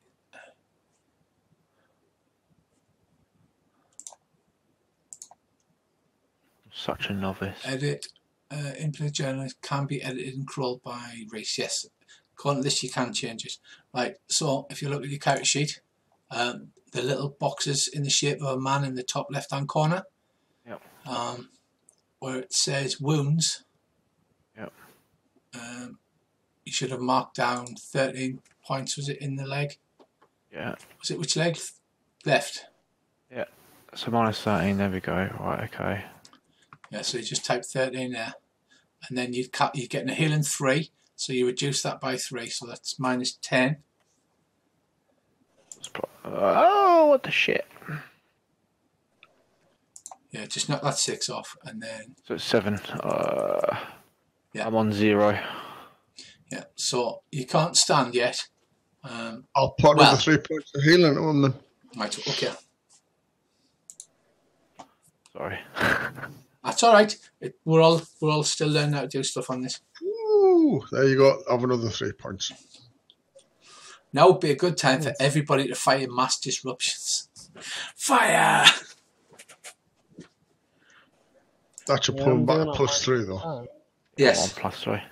So he's not going to survive. You can now stand. Right. Next up, it is Fireblade guy. Right. He lets out a blinding flurry of attacks against you. You can just write them off now. What, for that 39 points of damage to the right arm? Who's that him? That's a B, right? That's on you. You can parry with the shield, but that's going to go through your shield. Yeah. So 16 off that. Yes. And then your armour. Armour, so 8, 10. Oh, so it's a critical, ignores armour. Oh, it does. So you knock 16 off. So I take 23. 23 comes up to the armour. Yeah. So Khaine's right off. Actually, no, he stabs with it, so he doesn't slash. So your arm doesn't come off, but he completely mangles his arm. He gets him right in the shoulder. His arm is literally hanging by the sinews. Lush. Khaine, for a change, drops his broadsword. Luckily, Khaine, because he stabbed you with it, you can only take double your hit points in the arm, so it hasn't killed you outright. So you've got 21 hit points. Each arm can take 6, so you take 12 points of damage. But your arm is literally mangled. You need to use a heal body on it, stacked with 6 magic points, a rune spell, or you need, if you leave it for too long, you'll end up having to get a regrow limb. Yeah, I'll just heal body on my turn, I'm sure. Right, now, the problem is, he has to roll half of his skill to pull the knife out. Because you may have a fire dagger stuck in your arm. It'll look cool. That's good stuff. Right, he fails. So you literally see this burning hot dagger go straight through Khaine's arm.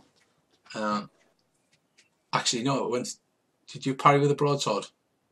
I parried with my shield. So it would be into my left arm, not my right arm, right? Yeah. Right, so it's gone through Khaine's shield, white hot, stabbed into his shoulder, pinned his shield to his shoulder, and the whole thing is literally just pinned in place. I think at this point he'll probably he fails to pull it out, so he's probably going to let go and try and run away. So next up we have Mr. Quacktavish. Right. Well, Khaine screams in pain like you've never heard before. before he gets any bright ideas of running away, let's just say.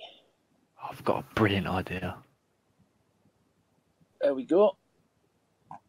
Right, you're actually between Khaine's legs, so you're about here. Because we don't have enough space to represent it on the map. Right.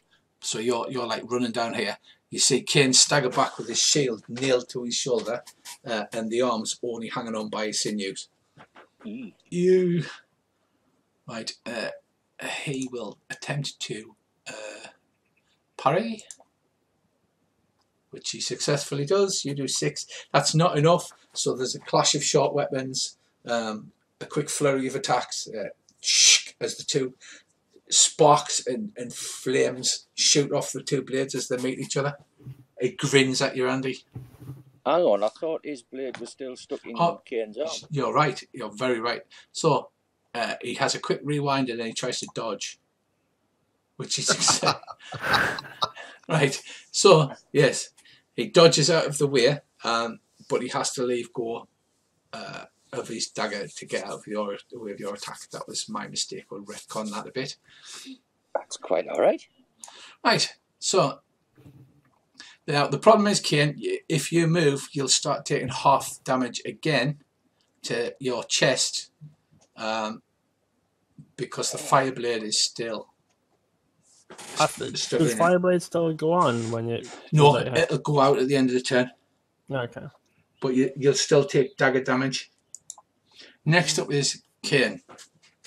I can remove it, right? You can try and somehow pull it out, yes.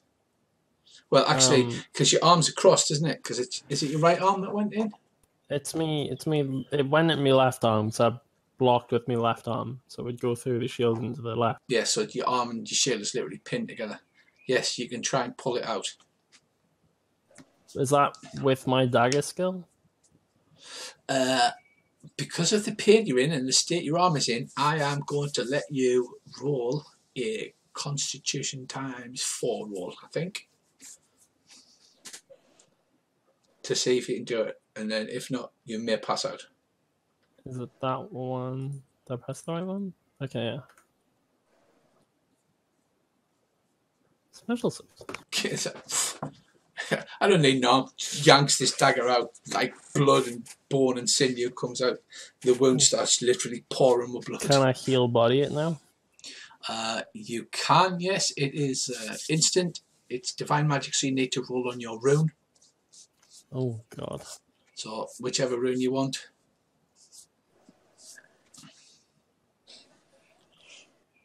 The power affinity, not the elemental affinities, right? Yeah, that's right. I guess. Oh no, it'll be elemental. It'll be elemental affinities. Oh, okay.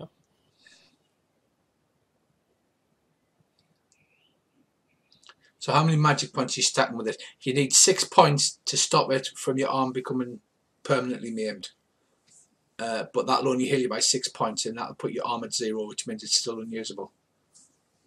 Okay. Do you give him his dagger back? No, I don't give him his dagger. That's just asking. I want to throw it behind. Just chuck it behind. Right. Try not hit McLovin with it. Yeah, I give him his dagger back. Point first. No, I need to make you a roll, because if you fumble, you throw it and hit him with it, which would be fucking hilarious. All right. Right. So first of all, roll an elemental rune. roll your rune. As you channel the magic of your god, what does it look like when you channel the magic of your god? It's all black and gothy and... Yeah, I want a bright, like not a bright, but like a big beam of like black energy with like a kind of bluey, not bluey, a white kind of glow coming off the edges of it kind of thing to beam down into my hand. And then I press it on my arm, and then all my runes start glowing. And hopefully I can actually survive this. So yeah, rune. Is there any modifiers? There's no. No. Right, you succeed, so tick your earth rune. Right, you cast your god magic, you see all of this happen. He presses his hand, there's a glowing thing. How many magic points do you stack? Was there a limit that you said I could put in? You need a minimum of 6 to stop your arm being maimed permanently. And then that'll put your arm at 0, and then you can put as many extra points in as you want so you can start using it again. I mean, I might as well put it up to full. Why not? I'll just put 12 in. Wow. Right, if anybody had second sight on Khaine, he's now like glowing, like radioactive glow of all this magic pouring through his body.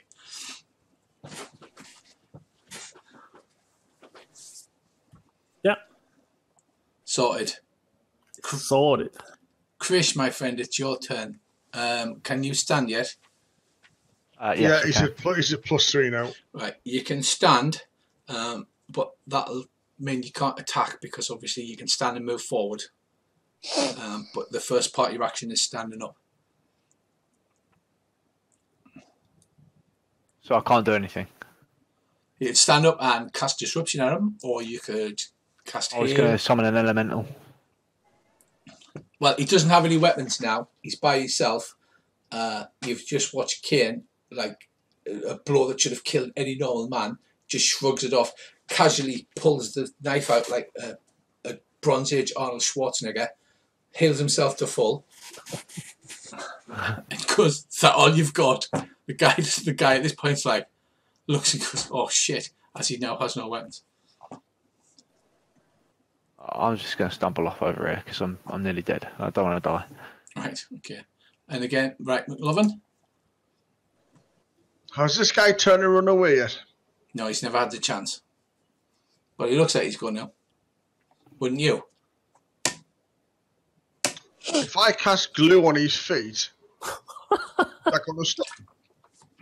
You can cast it on his boots. He has to be relatively stable.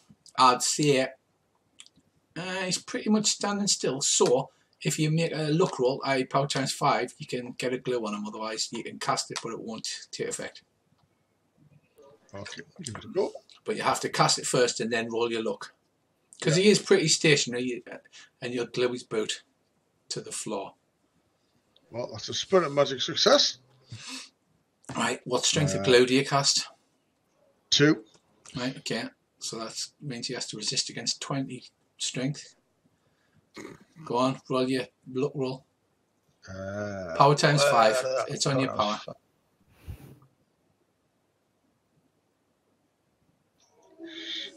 Oh shit! Was that the right one? Yeah, that's the right one. Shite. But you weren't lucky.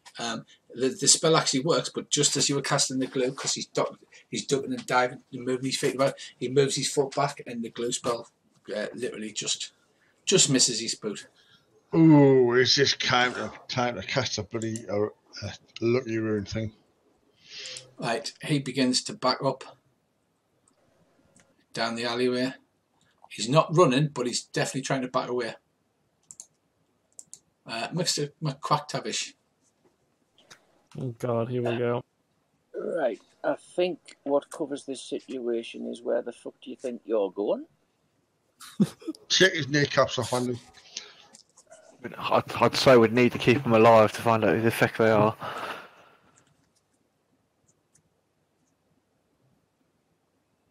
Oh, I've got no concept. Walking at the thieves guilds and dumping the head going, "Who's that?" Guess who's here, boys? Oh, yep, Andy's off with his fireblade again. He goes for a dodge, a dicky duck, dodge, dive, duck, dip, and dodge. Failed, takes 6 points to the leg. His leg goes out from under him and he falls to the ground. Okay. Would this be an opportune moment to hold me fireblade at his throat and just ask him if he feels like yielding? Yeah, he holds his hands up. He goes, all right there. I yield. You don't have to keep on with the rough stuff.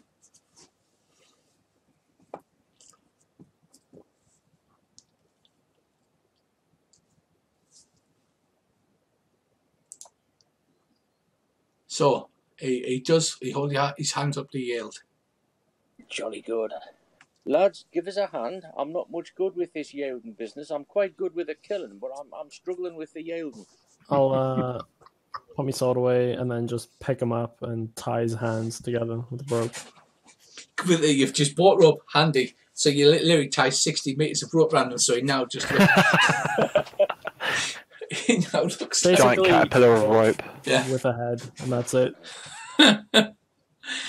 Right, well, he can't walk, so unless somebody heals him, you don't have to roll if you're not in combat, because it's a stressful situation. Can we just drag him? Right, you could drag him along the floor. Run away. Or you could help him by practicing your first aid on him, everybody.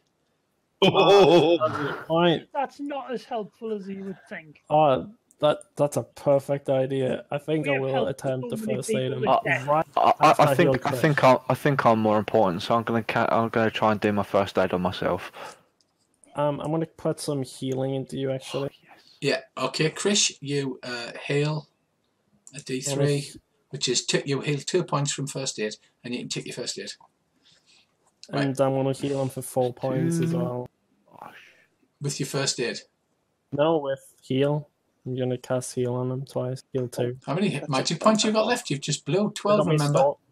Yeah, I know. I've got a storage crystal, remember? Yeah, you haven't tuned it yet. Yeah. Okay, so I'll heal him for 1. And leaving yourself on 1 magic point. Yeah. Why not? Ballsy. Right, okay. You don't want to die. He can now walk again. The first guy who went down was on 0 hit points, but he's bled to death in the intervening melee combat. Are you sure my first aid can't save him? Yeah, I'm pretty sure he was at 0 hit points, so he needed immediate medical attention, which he did not get. In fact, he's got duck prints all over his face and back where Andy just casually ran over him.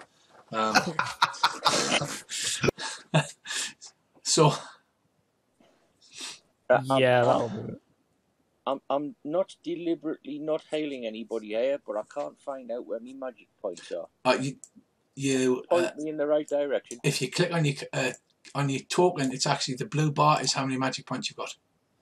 Oh, right. Is it on the character sheet somewhere? It is. It's equal to your power, basically, if you haven't cast any.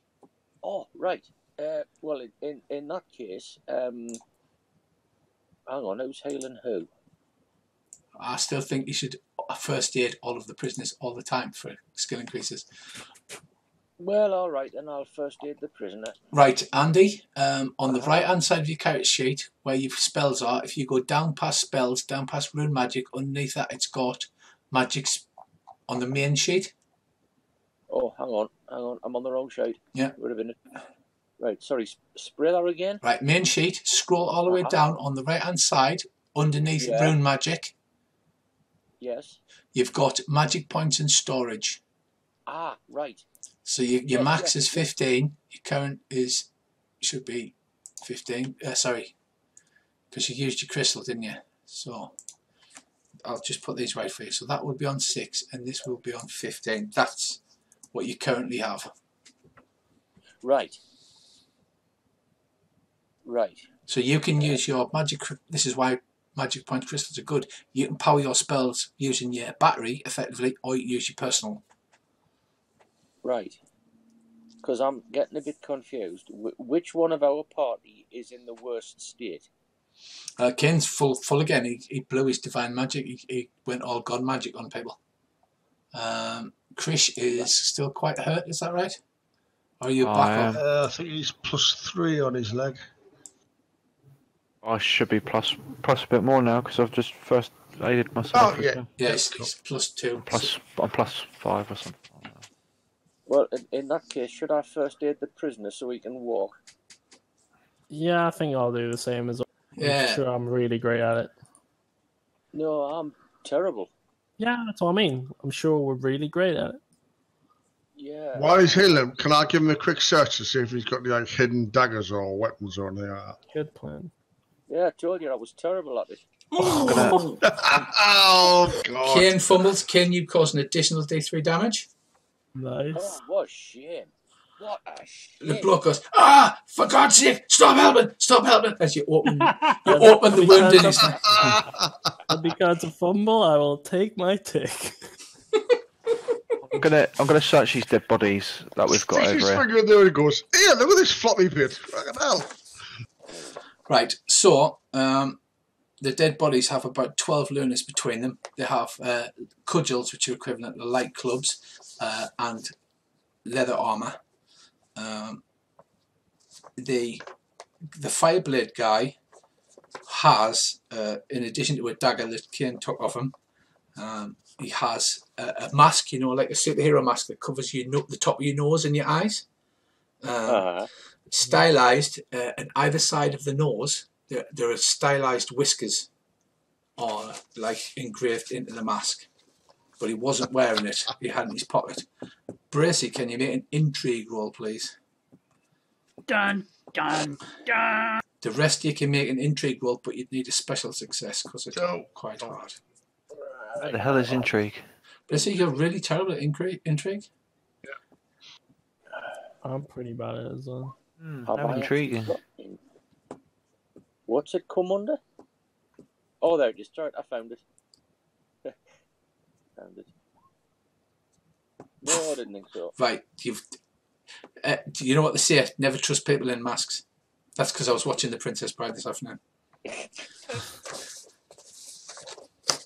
Right, so you find that, and you drag him off. Are you going to wait until Earl gets out of hospital and drag him somewhere safe to beat him up, or? That sounds like a plan. Sounds like a good idea. I'll lean down beside him, pull out my double-ended dildo. It's attached by ropes. Put him in the eye and go, if you're going to batter someone, use one of these, idiot. Right, is he That gagged? guy is now terrified. Is he gagged because you got him tied up in 60 metres of rope? So do you have him gagged, or are you just... I'm gagged as well. Did I? Can I have my search to see if he's got any hidden weapons or anything?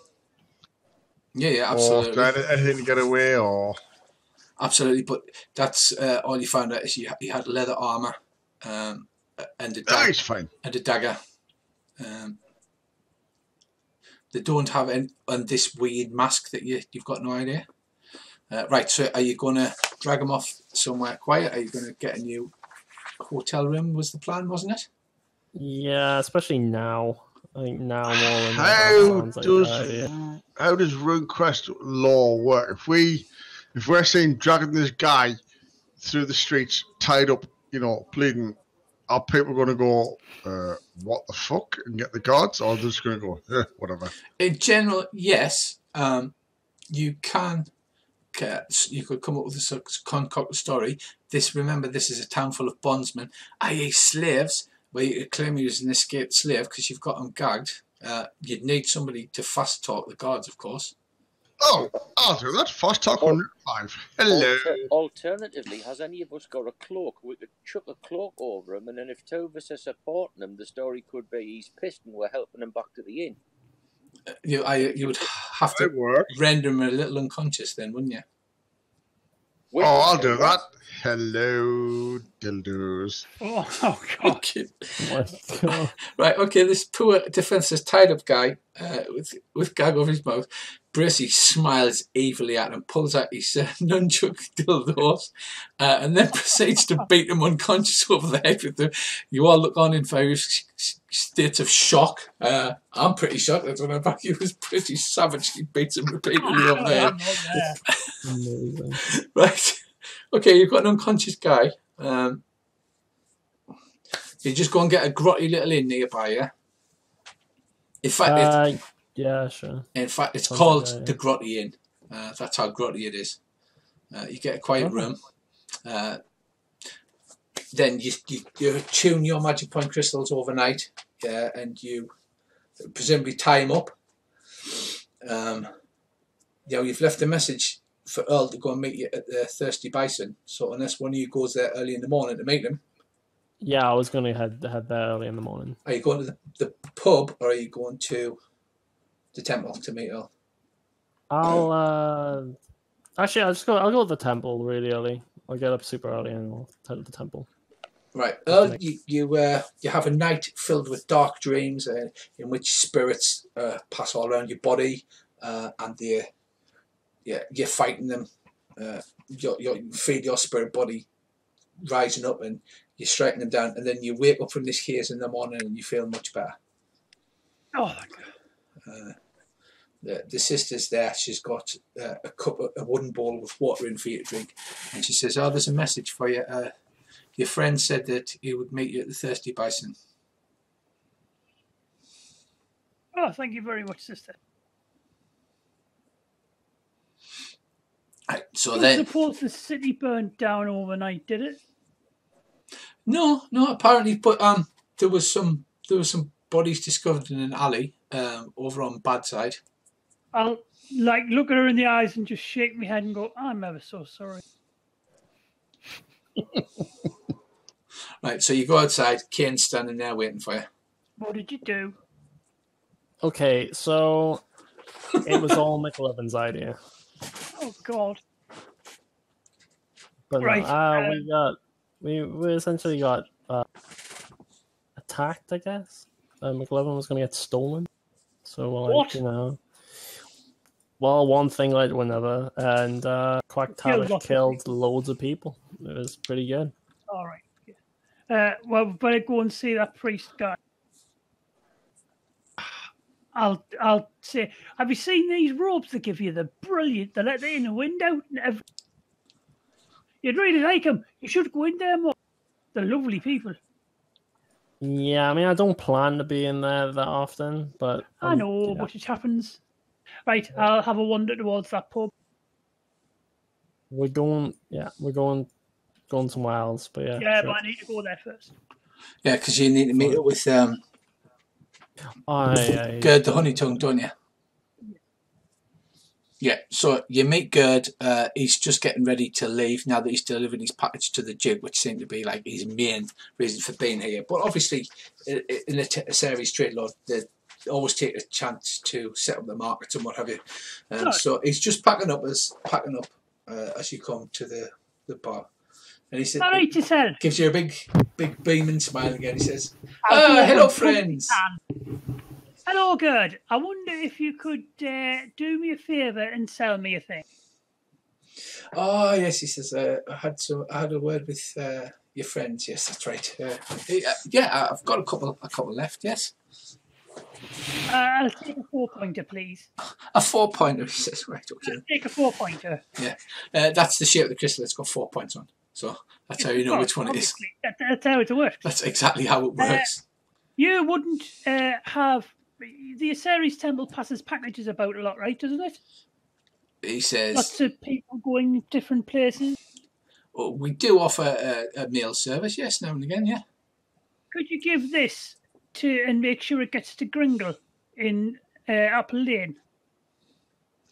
And I'll hand him a feather. All right. And say, Crodan says, got the fecker. He says, I'll do that. It's a customary a fee of 2 lunas to deliver a parcel. It's light as a feather, but okay. You know, in the series, they've always got to make a profit. Ah, I know. Right, he takes the feather and he says, I'll certainly do that the next time the caravan passes through Apple Lane. I'll pass it on. 802 lunas.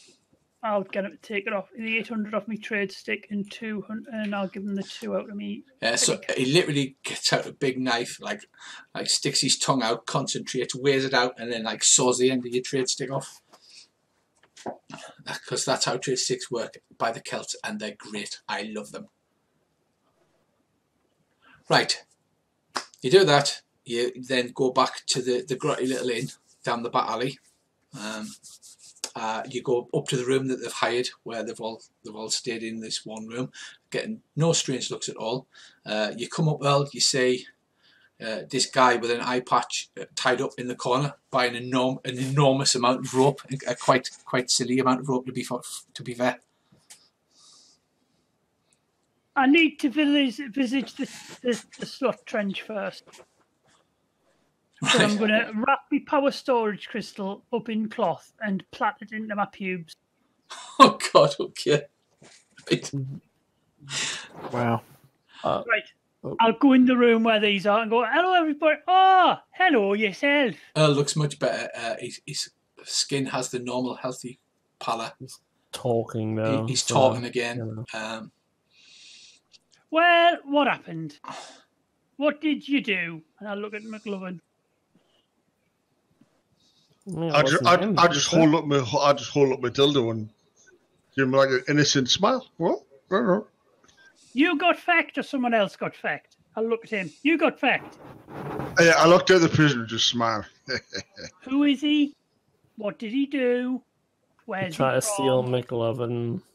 What did he try to steal from McLovin, or actually try to steal an Not entire trying to McLovin? steal a whole McLovin. Don't take this the wrong way, McLovin, but who in feck's name would want you? Anyone with good taste, old boy. He's suddenly become very British. Oi, you! I'll look at the bloke who's now, I assume, sitting in a corner looking like a cat. He's tied in the corner with a gag on. I'll take the gag off. Hello? Did they tell you about me? He says, I don't know what you're on about. I don't want you. I want them. And he nods towards McLovin.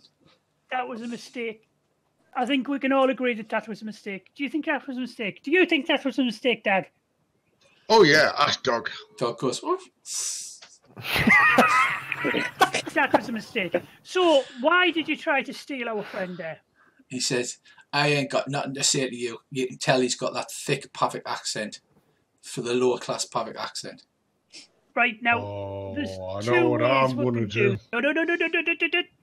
No, none of your words and clever persuady things. This is my turn. You did the last one and he did the dragon nuke. It's my turn. Right, there's two ways we can do this. You can either answer our questions or... Oh, there's no butcher shops here, is there? Yeah, I'll look at it and go, is Doug hungry? There's no butcher shop. What are you going to do? Date him to death? No, we're going to take him to the laundry. Come on, you. Right, well, Give hand. they had to sneak him in pretending he was drunk.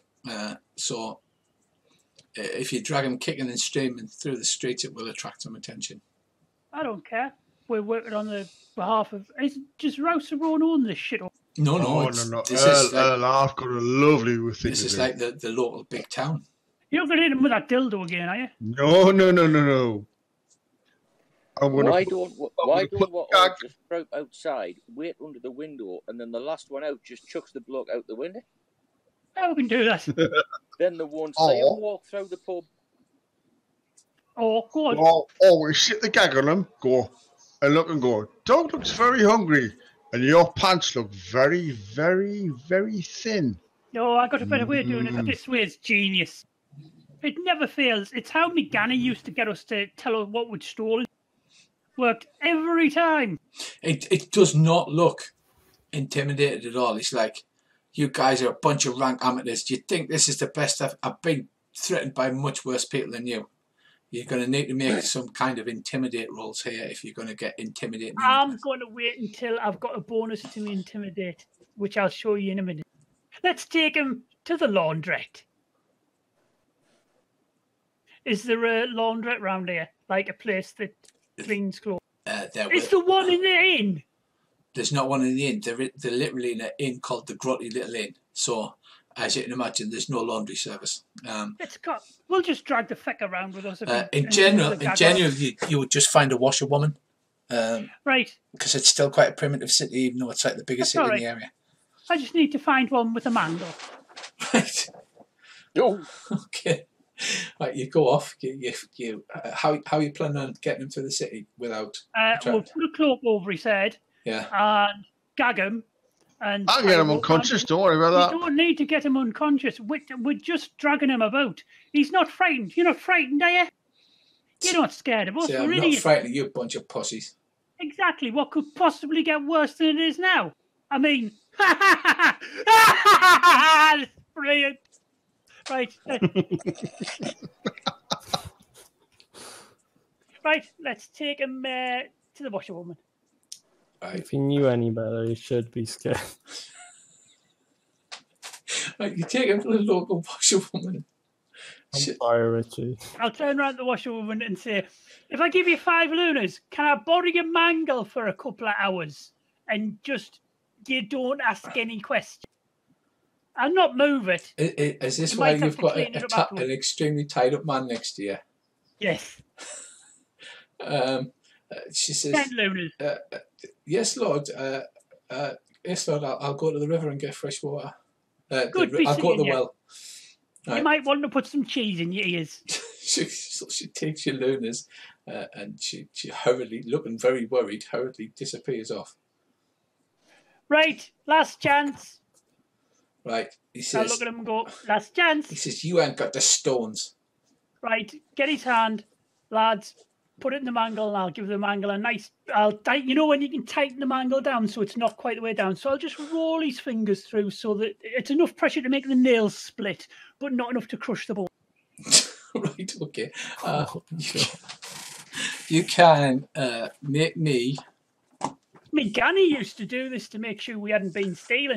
Make me a power times 5 roll, and with that you can augment your torture skill. Sorry, I'm not torturing him. Sorry, your intimidate skill. How do you make power times 5 again? Hang on. Oh no, there it is.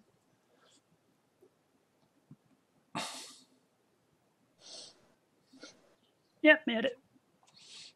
Right, that's a success. So you can add another 20% to your intimidate skill.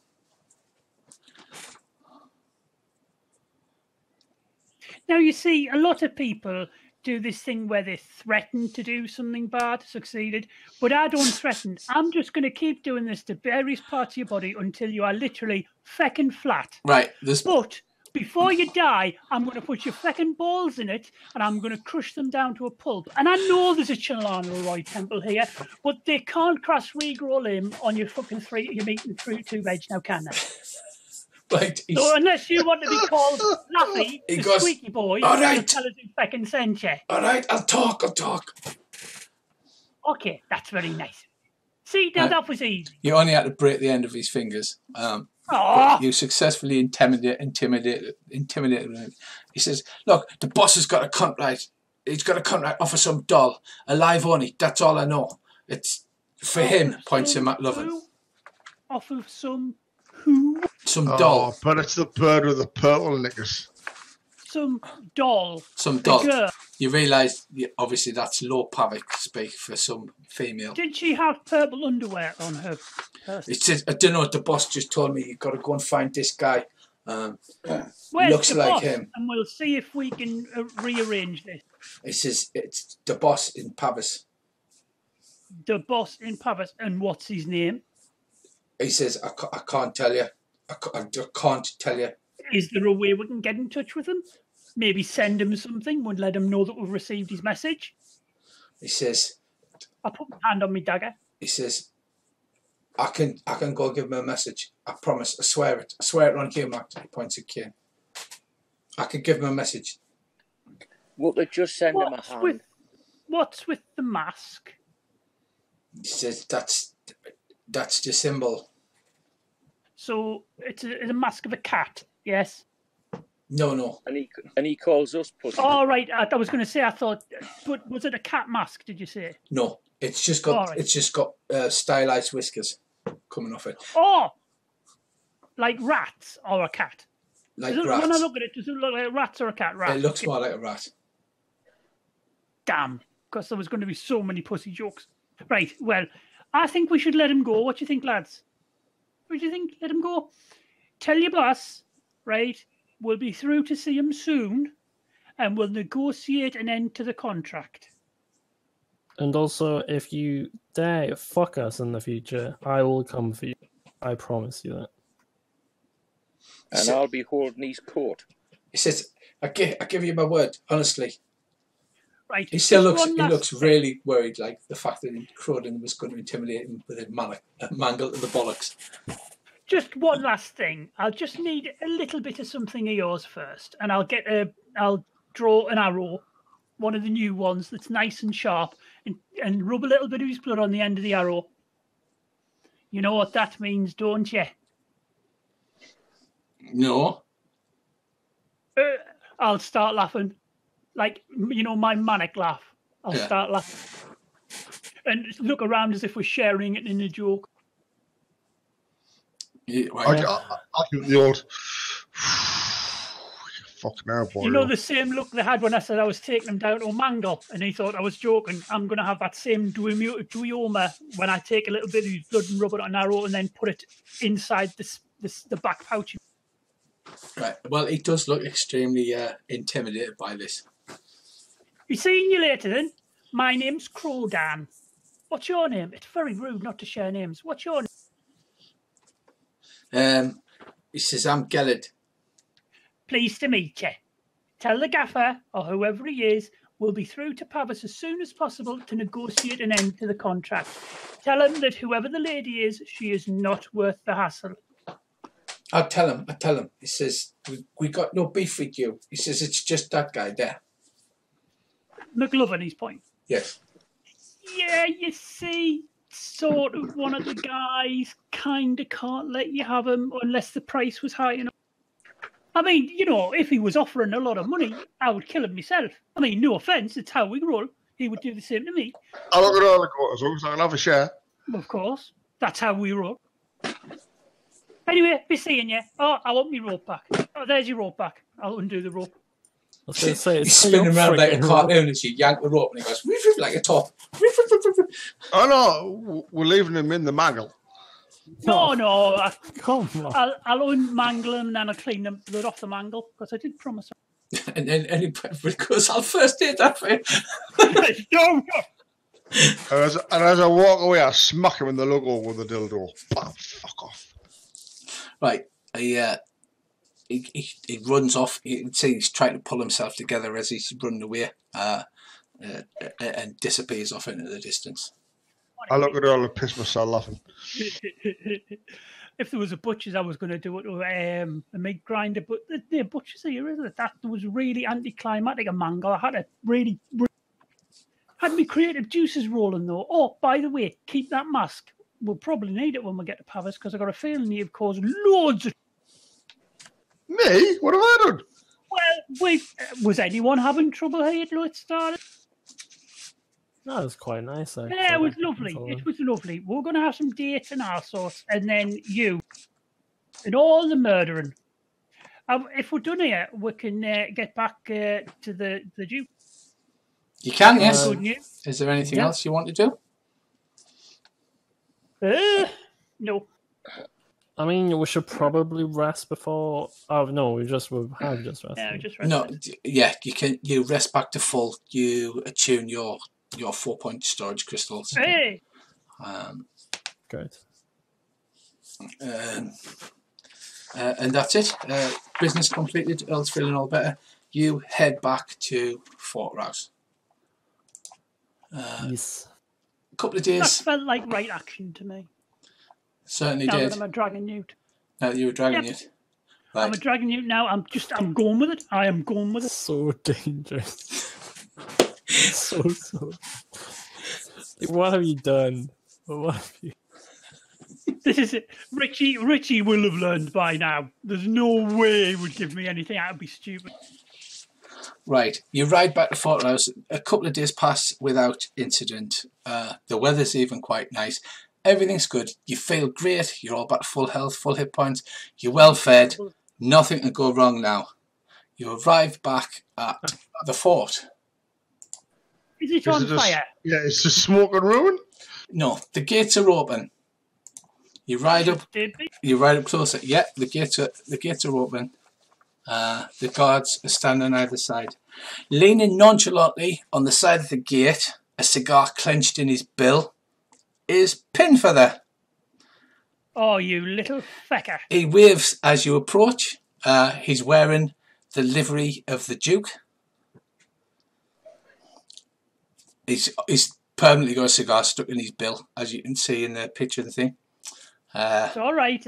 I'm going to stub it out somewhere in a second. All right, you ride up, and he goes, "Well, boys, it's nice to see you again."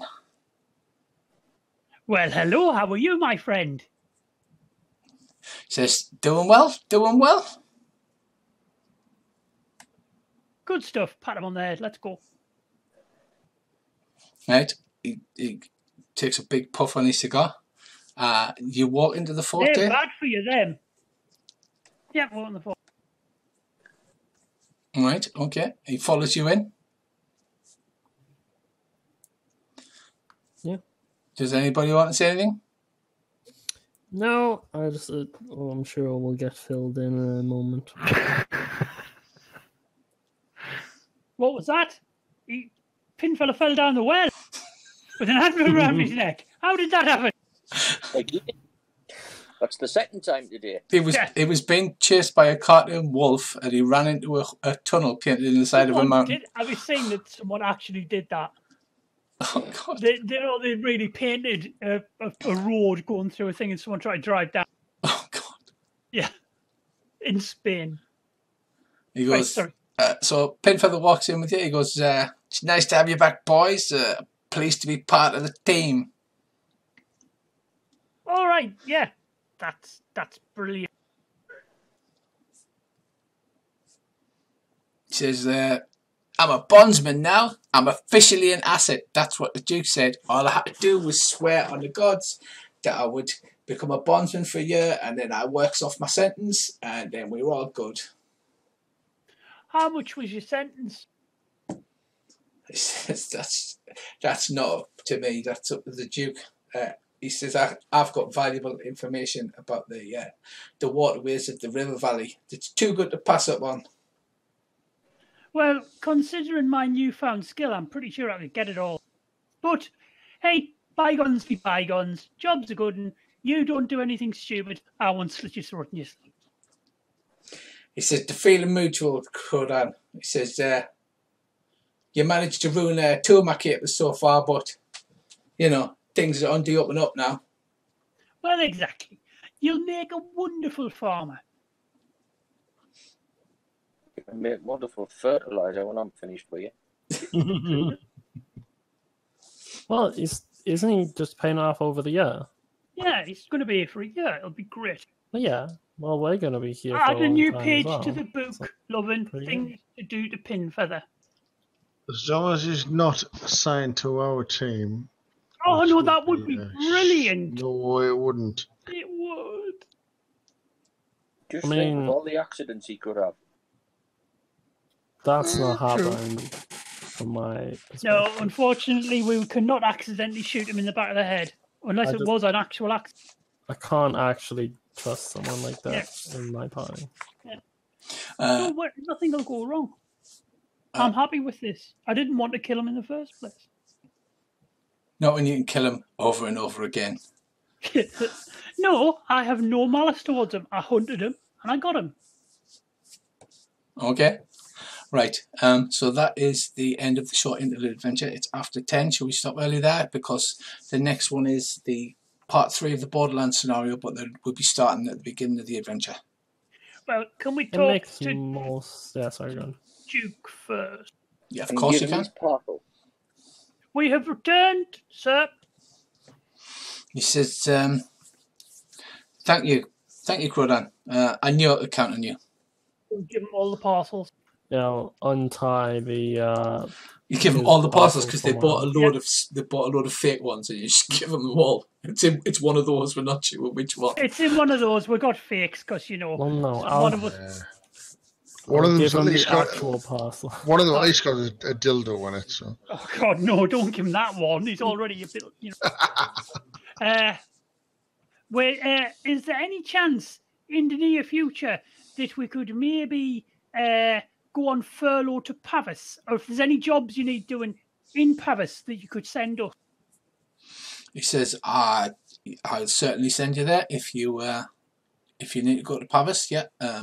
Thank you, sir. It's just his cousin. He's bumped into a couple of his friends, and honestly, probably family trouble. But I said, no, we'll have to sort out our things with the Duke first. But I'm sure if we ask nicely, he'll give us a furlough, or there'll be a job that needs doing in Paris, and we can be the ones.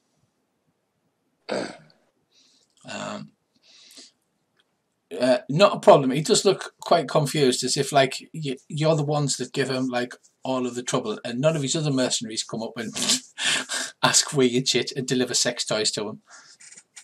Well, it's because they're not trying harder, but our results matter. Yeah, we've got the results. I was going to say, our results are pretty good. So, I noticed Pin Feather looks alive.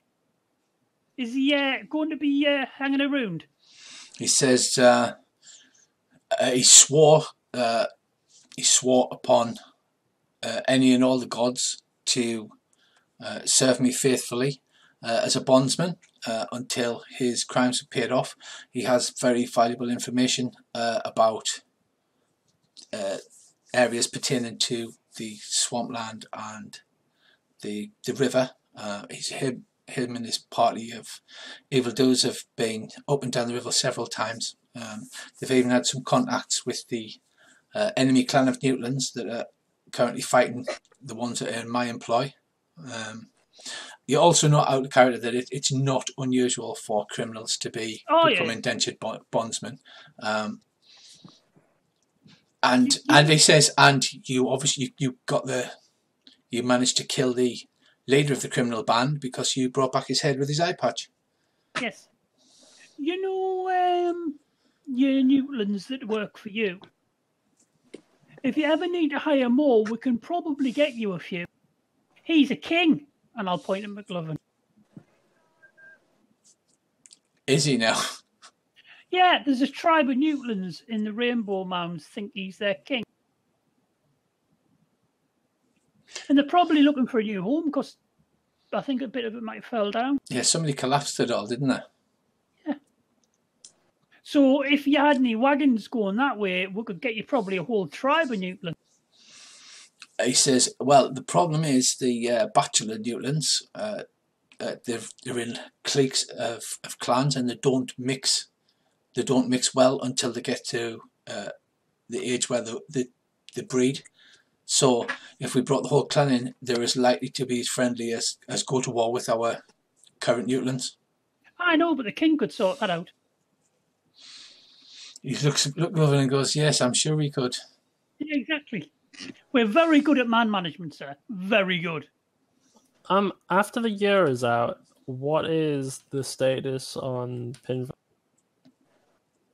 Will you retain ties with him at all? He will be possibly banished from my kingdom, or if he genuinely serves his sentence and he repents, then he may be kept on as a retainer.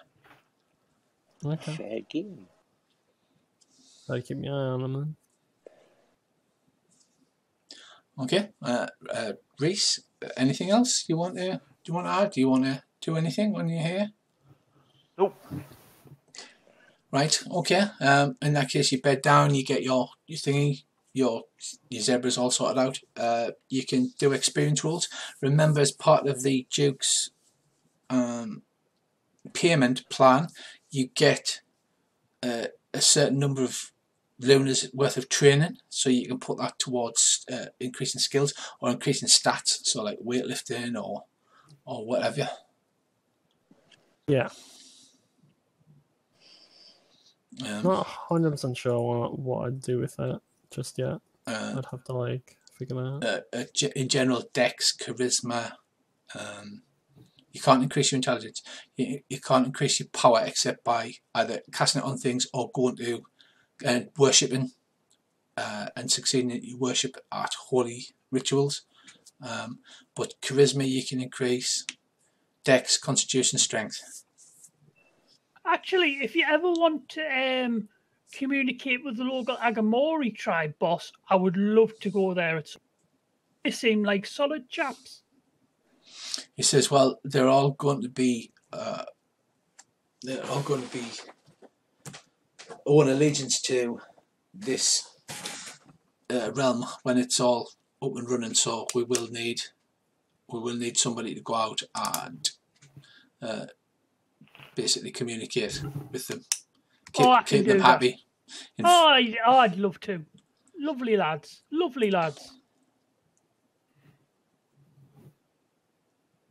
Right. So is there anything else anybody wants to do? When you said we had training, can we train like skills? Yes, you can put your training towards skills. Because I would like to know if I can learn elder race law off the local because that'll give us a bit of insight into this dragon newt lark, won't it? Yes. Sorry, go on. Train the skill, you generally get you make an increased roll and then you roll 1d6 minus 1, or you can take 2. Yeah. Okay. So I might try and learn Havoc and stuff, or Praxian rather. Okay, yeah. There's plenty of people, there's plenty of mercenaries about from all sorts of walks of life around here, so mercenaries don't care who they work for. Okay. Yeah, so you have to work out exactly how much it goes by or how often, because we used to have this stupid chart to do it, because it's so many hours per point or something. Yeah. Yeah, basically went up. It is in the rule book. I'll do it between, and I'll put a little note on your thing, on your characters. I'll put a note. Right. So as you come out the Duke's tent, the last thing that happens for the night session is you see Pin Feather leaning casually on the tent opposite with his cigar, smoking. He's got an eye patch on, just a normal leather eye patch, but he flips it up and he goes, and he walks off round the other side of the tent. He's a dead duck.